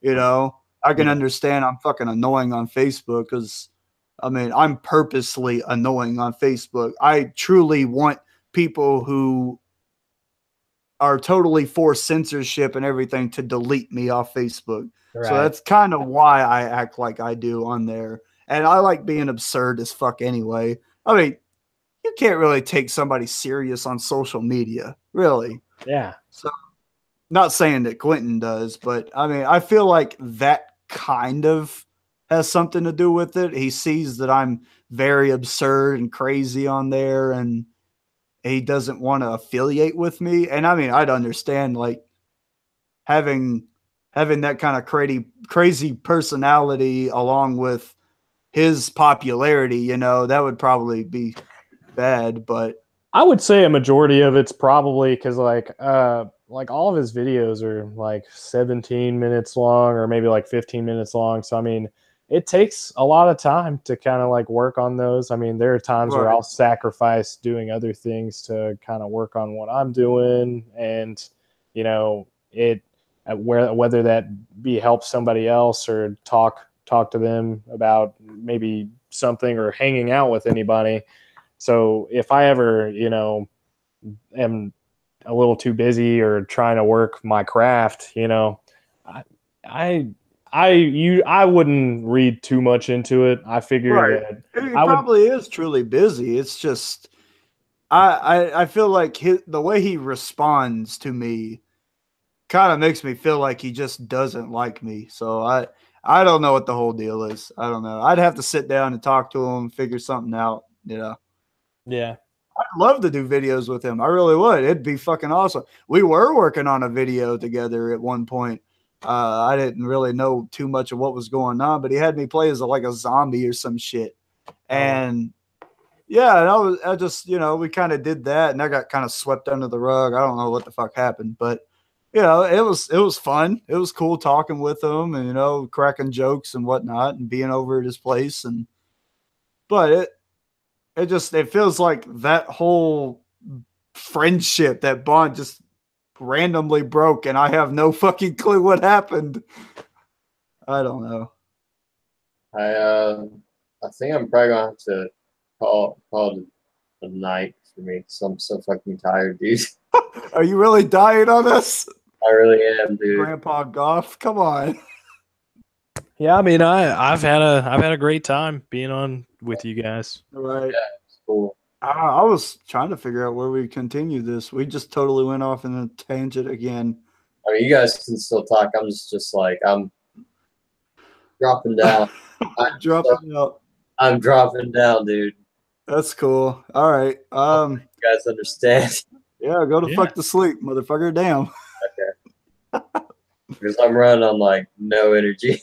Yeah, no, you've been up since like 9. Yeah. Or no, it was 7.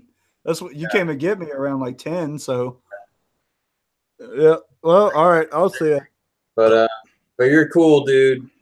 Hey, thanks. Yeah. I'll send you his link to his channel, Justin. Okay.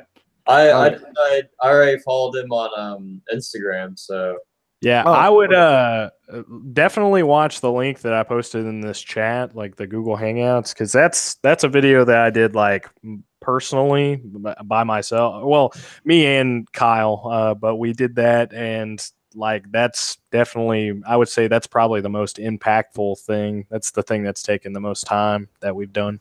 Right. But that was before Infobesity even existed. So like, yeah, I mean. All right. Well, I guess I'll see you guys later. Yeah. All right, I'll see you. See you, man.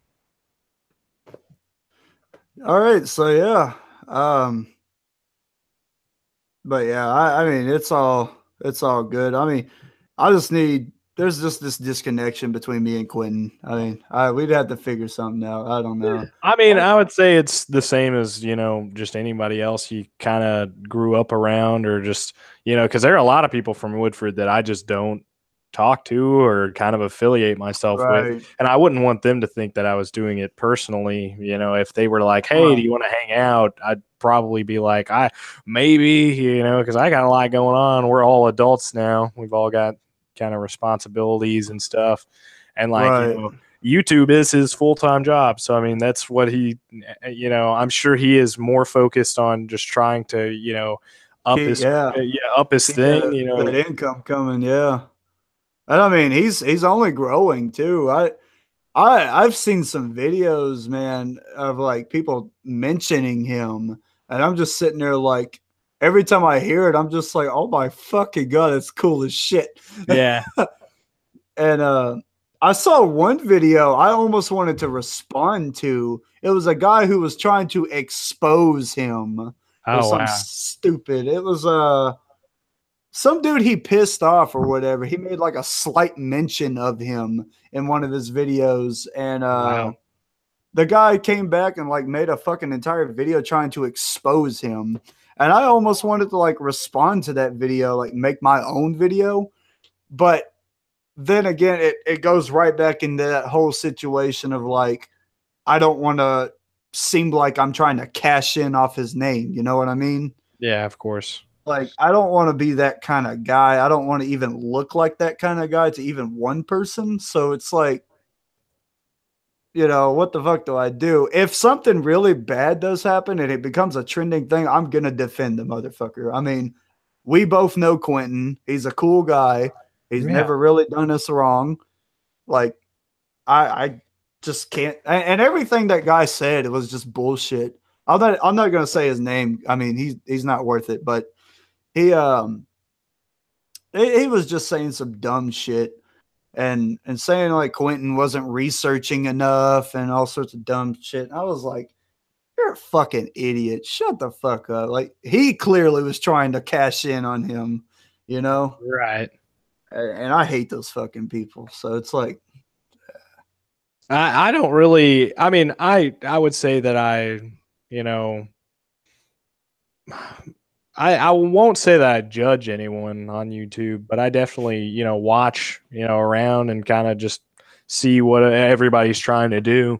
But not things like that, like not ones that are like, I guess, talking crap about other channels and stuff like that. Right. People who sit there and make their entire channel just reacting, like that Leafy is here guy. Yeah. He, the entire channel is just him reacting to a bunch of people and like tearing other people down. And it's like, get a fucking life, learn how to make a real video, Right. be informative, do something productive, instead of just cashing in on the fucking drama Logan Paul garbage, Yeah.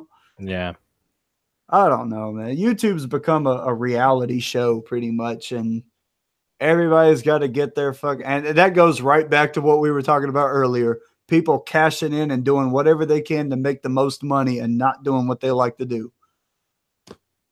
Damn, this podcast has been like, it's been full circle.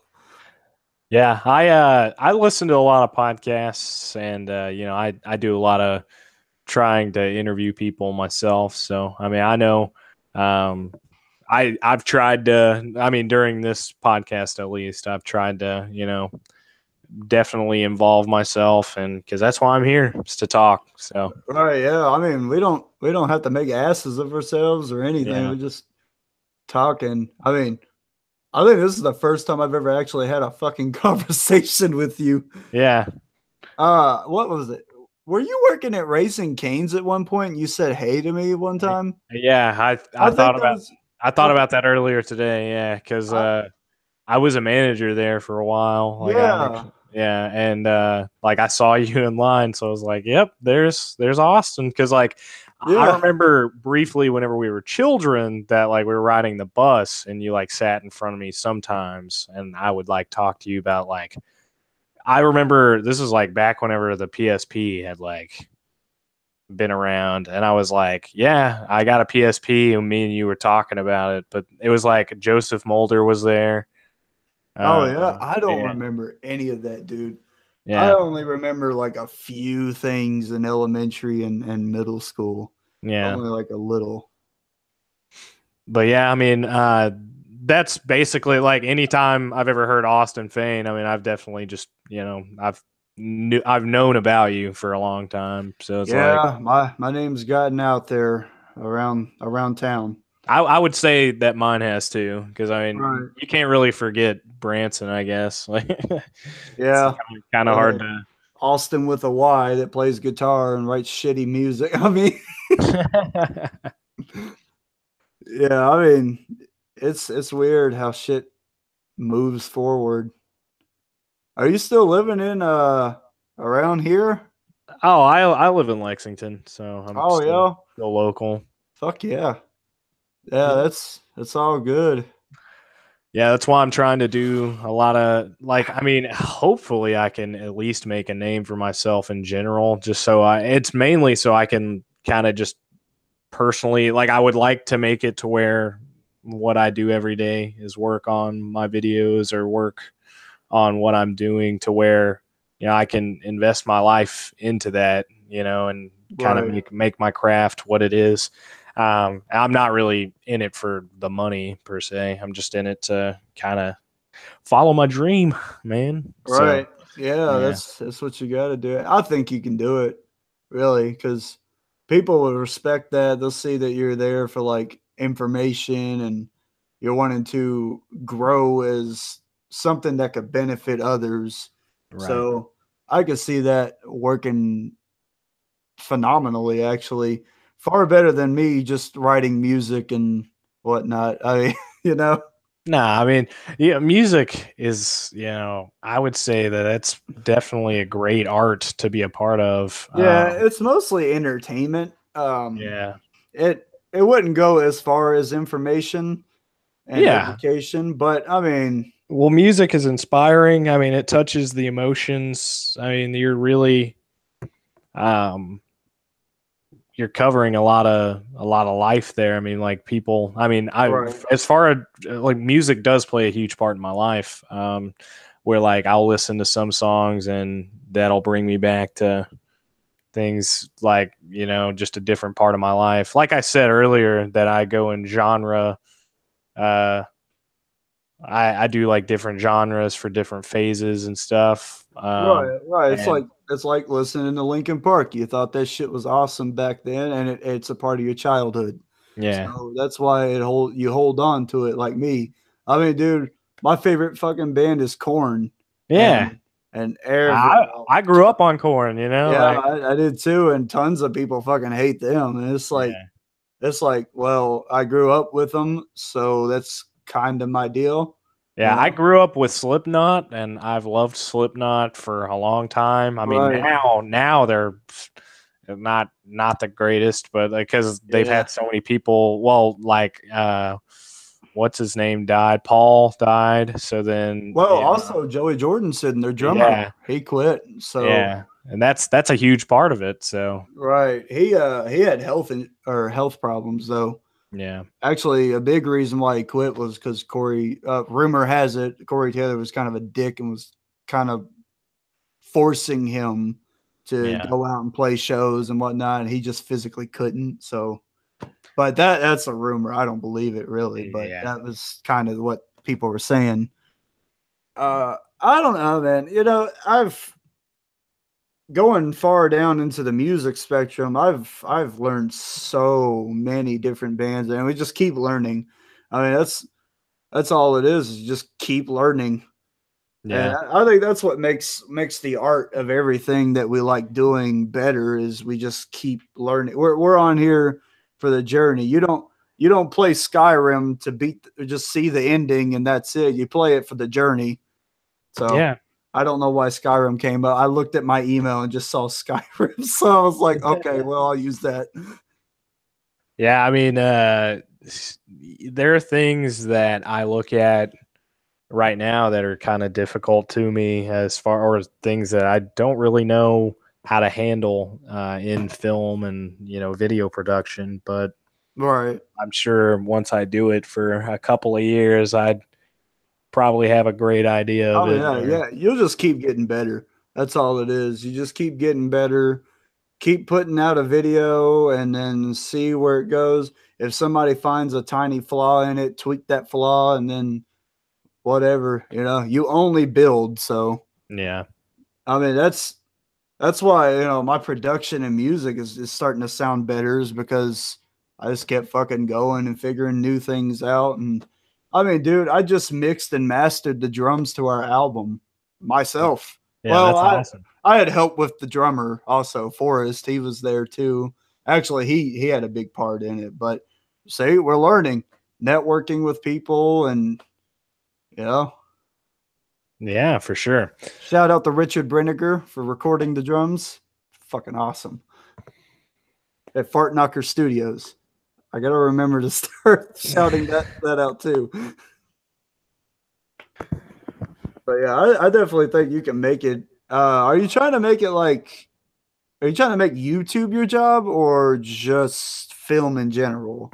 I would say for now YouTube. But yeah, I mean, whenever I was growing up, like just kind of some insight on myself. I mean, whenever I was growing up, I always wanted to be a part of film. Not necessarily behind the camera, but like I wanted to act. So like I've always been into acting and doing things. So I mean, a lot of the short films that I make or that are made by us, I mean, I'll probably try and act what I can do. And like I've acted for many other different people that have done short films, like, and won awards for it. So, Right.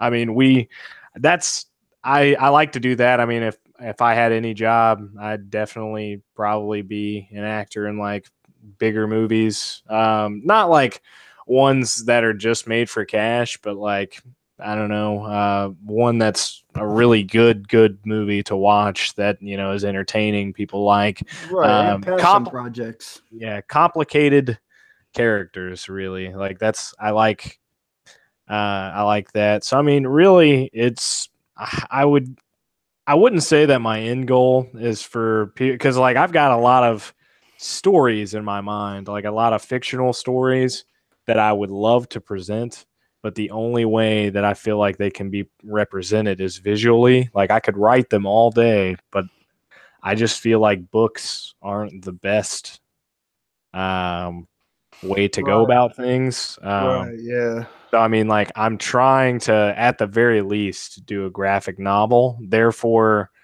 I won't like, because a lot of the thing is, I have really cool stories, but there's no way that I could film them myself at the moment. Right. Yeah. Because like you need a giant budget. You know, you need crazy effects and stuff like that. So, I mean, if I'm ever making a short film, it's probably going to be what I can.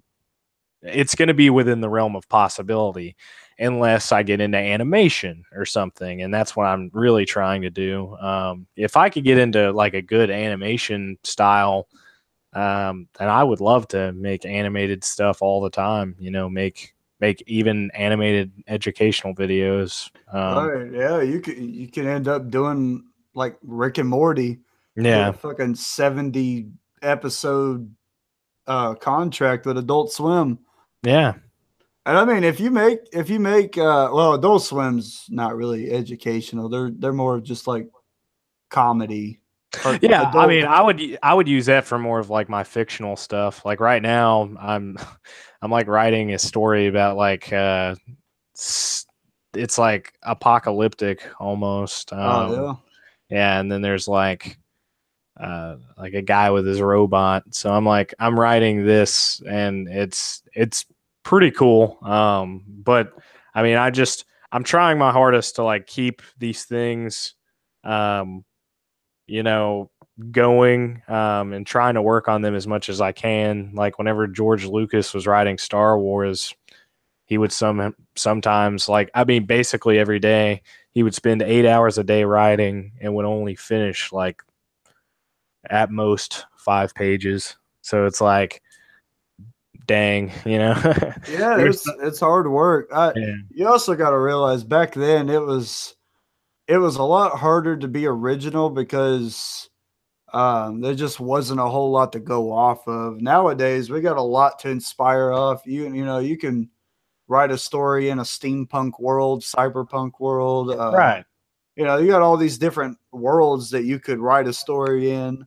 And I mean, really, if you got a good enough story, a really great story, I would say write down the key things about the story and then send it off to like some kind of movie production film company or whatever, or hell, even a video game company. Call of Duty would probably use it because they need some stories.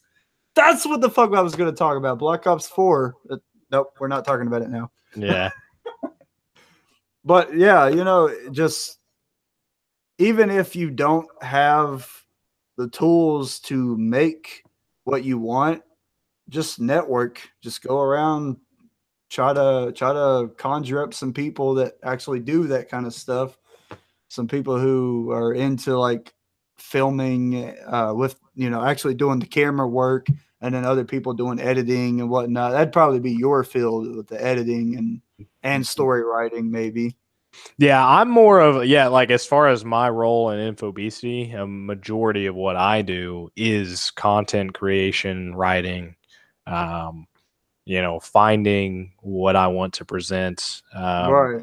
And then I do a lot of like the graphic design and stuff like that. So I do a lot of pictorial editing. Like I'm good at editing design stuff, format.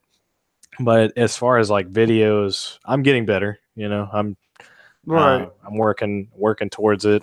But that's why I have a partner like Kyle. I mean, like he's really, really good at it. So, like in our 72-hour film challenge, whenever we were filming those parts where it was so lackluster, we didn't have anything going on. Like I wrote the script mainly, but like, all of the lack of resources, the lack of people we had, and kind of just, I don't want to say lack of talent, but we grabbed normal people for these. And, it just due to the editing made it 100% better than it was during like raw filming.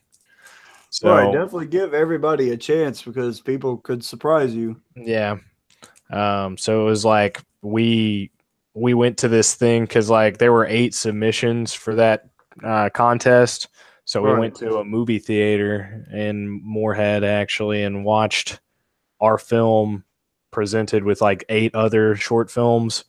And then they called out whoever got 3rd, 2nd, and 1st. And like after they didn't say our name on the 3rd and 2nd, I was kind of confident that we would get the 1st. But I was very surprised to see that we did.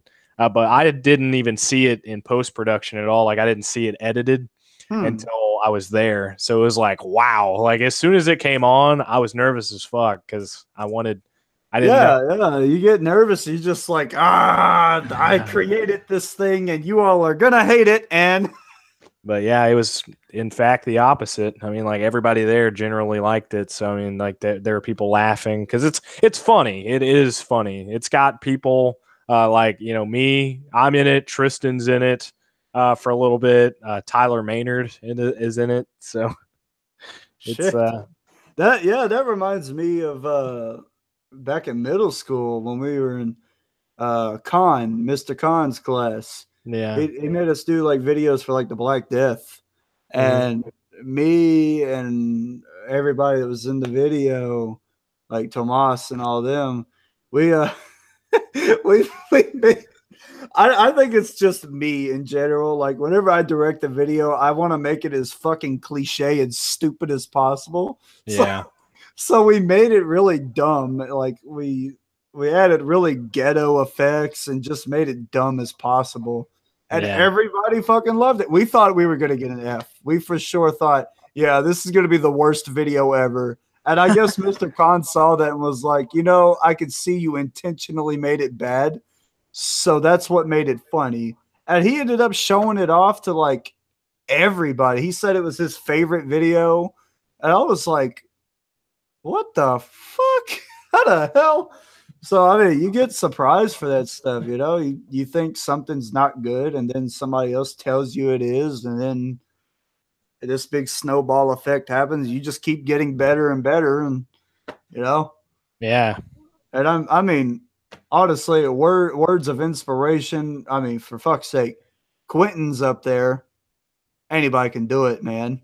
So, and that's not saying like he's lacking talent or anything. It's like yeah, no, he's wonderful. Use him as like an inspiration. You know, he's funny. He knows what he's doing. Just kind of just, I don't know, follow in his footsteps without copying him. Yeah. And, you know, just. Oh, me and him definitely have different styles. So, I mean, I certainly don't expect us to impede on each other or anything. I mean, right. I'll try and, you know, I'll work with him as much as possible, like even for free. I don't care. Right. But yeah, I mean, I'm just really trying to be an original creator. I kind of bring my vision to light. I also posted in this group chat thing. We recently did a thing, and like I'm going to post this to our channel, but this was a final project for like an actual film class that Kyle had, and like we made this in under a day because he like needed it really snappy, but right. It's a mockumentary, so it's like a documentary, but it's just mocking. Oh, it's kind of like a joke, style. Yeah, of this guy who like read out of a book, and then everybody disappeared on Earth. So it's just like how he's dealt with that and like what he's doing. I play that guy, but it's a really funny thing to watch. In the current cut that I sent you, like that link. Yeah. The first minute and like 14 seconds are straight up like color grading. So it's like, that's not the real video. It's like, right. Don't send me the final product. Yeah. Make me wait for it. Yeah. But yeah, I mean, like you're basically getting the whole cut. It's just that it's got like an extra minute and a half of bullshit at the very beginning that like you have to do whenever you're submitting a film to like an actual thing. But yeah, I mean, we'll edit our intro and stuff in there. But yeah, and then a lot of my little intros that I did on Instagram, I would say that those are probably the thing that I like the most, because I like doing music and visuals and kind of just doing like a nice intro. I feel like that's what makes you stand out. Yeah. That's one thing that really you need to have a short but not too short intro. Yeah. To kind of like let the world know this is what you do to grasp their attention, then show them what the episode is, and then kind of just an outro showing like what everybody else does. I mean, not what everybody else does. What else you have? Yeah. So I don't do that. I truthfully don't even care about my YouTube channel. I have 550 subscribers, and I mean that's cool. I like all of them. I'm glad they're subscribed. I really do, or I really am. But it's just I don't really know what to do for YouTube. Yeah. You know, I mostly just post a bunch of fucking bullshit gaming videos, and then I want to do an album review series, but I've kind of made it my main job at this point to play in this band and write solo music. And I mean, it's supposed to be on the hush hush, but everybody fucking knows at this point. I have 7 albums I'm ready to release, and I mean, it's been a lot of work. So it's like, I don't know, man. Just got to keep going. Yeah. I mean, you guys, like I'm sure you're working super hard, like, and I'm proud of you guys in general, because like I've seen a lot of like I watched the video of your drummer doing like a solo at the end of one of the songs. Yeah. And he ended up topping that solo in the recording. Nice. He ended up like completely obliterating his drum set. I was like, whoa. So yeah, and we got another video on the page actually. We didn't really tease what the song's about. I ought to just say it right now. It's gonna be a Dark Souls theme song. Oh, cool. So yeah, I'm not gonna say any more about that. We've got a lot planned, but it's awesome. But we played a little clip of it, and we had a video of us playing it. It's on there right now. So Right. I actually I think that's on my WOLFE page. Whoops. I don't know. It's somewhere. So, but yeah, I mean, just keep going is all it is. It eventually gets somewhere. I mean, nobody became famous overnight except for I can't think of anybody who has. Yeah, and I'd rather have a good fan base of like 200,000 that are all, actively watching, and enjoying it rather than have like, I don't know, 1 million and like me knowing that not all of them are actually watching or that they're Right. there for Like me. So, PewDiePie having like 63 million subscribers and only 1 million people actually watch it.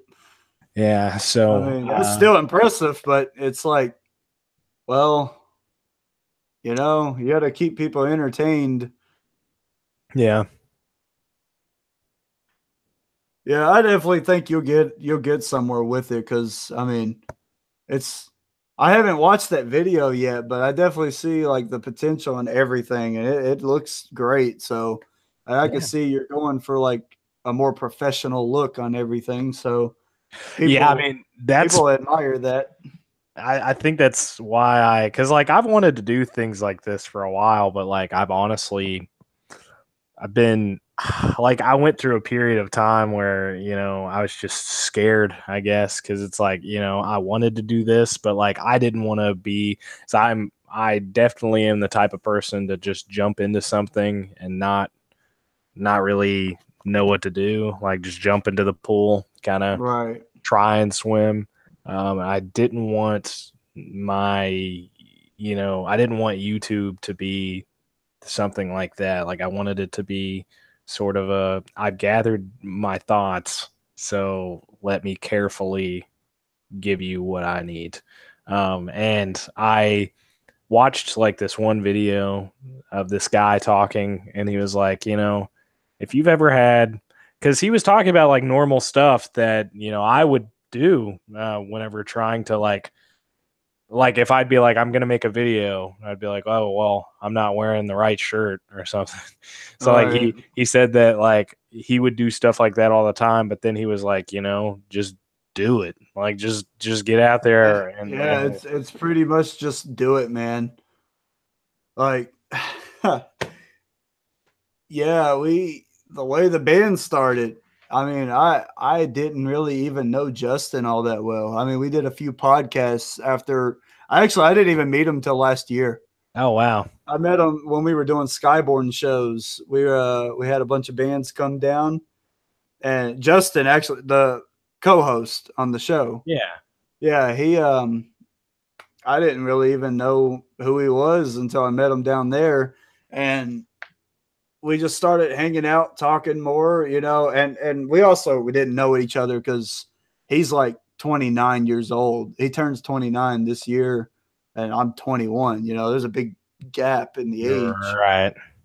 but I knew he played guitar. He posted a picture of himself just playing guitar, and I was like, I didn't know you played. So I hit him up. Forrest hit me up to be, to drum for the band.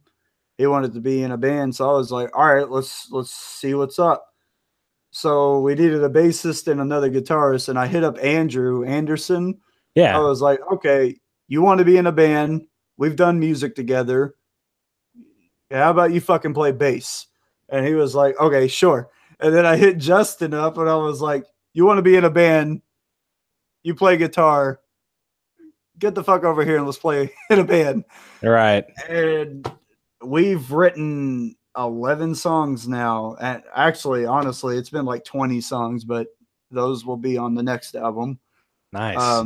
But yeah, we've written 11 songs, and we've gotten to the point where we can just play the entire album in just one go. And that's what we did for the album. So it really just takes time, practice, failure and success. Just succeed off your failures and keep going. Right. I mean, it eventually gets somewhere, and I mean, I'm happy as fuck to be in this band. I really am. So I definitely can see you getting with a film group that you're going to be happy as fuck to be with. I mean, if all else, man, if Quentin decides to take his career from YouTube to something bigger, hit him up. Say, I'll do something for you, you know, and get your foot in the door. Yeah, certainly. I mean, and or if anything else, like if I'm ever working on a project, I could be like, hey man, like do you want in? Do you want to work on this? Because I mean, collaborating is just what I love to do. So I mean, like eventually if I was, you know, doing something, I mean, like I would maybe even collaborate with you or whatever. So like I'm okay with doing I'd be it. Like, down. yeah, like I told you guys, like whenever I'm doing these interview documentary things, I'm really just trying to document and interview, you know, anyone, kind of see what they have going on in their life, what they're, you know, I don't know. It's just more of like, Right. it's more just like, you know, we talk about what's going on with everybody. So Right. I mean, it could probably work if like an interview with the band or something, because we record every session on my phone. We yeah, get every session in 4K, and we can use that stock footage. We went down to the studio and recorded like all 3 hours of it, of yeah, us just playing. So I mean, we can use that stock footage, and you can make a documentary if you want and put it on your channel.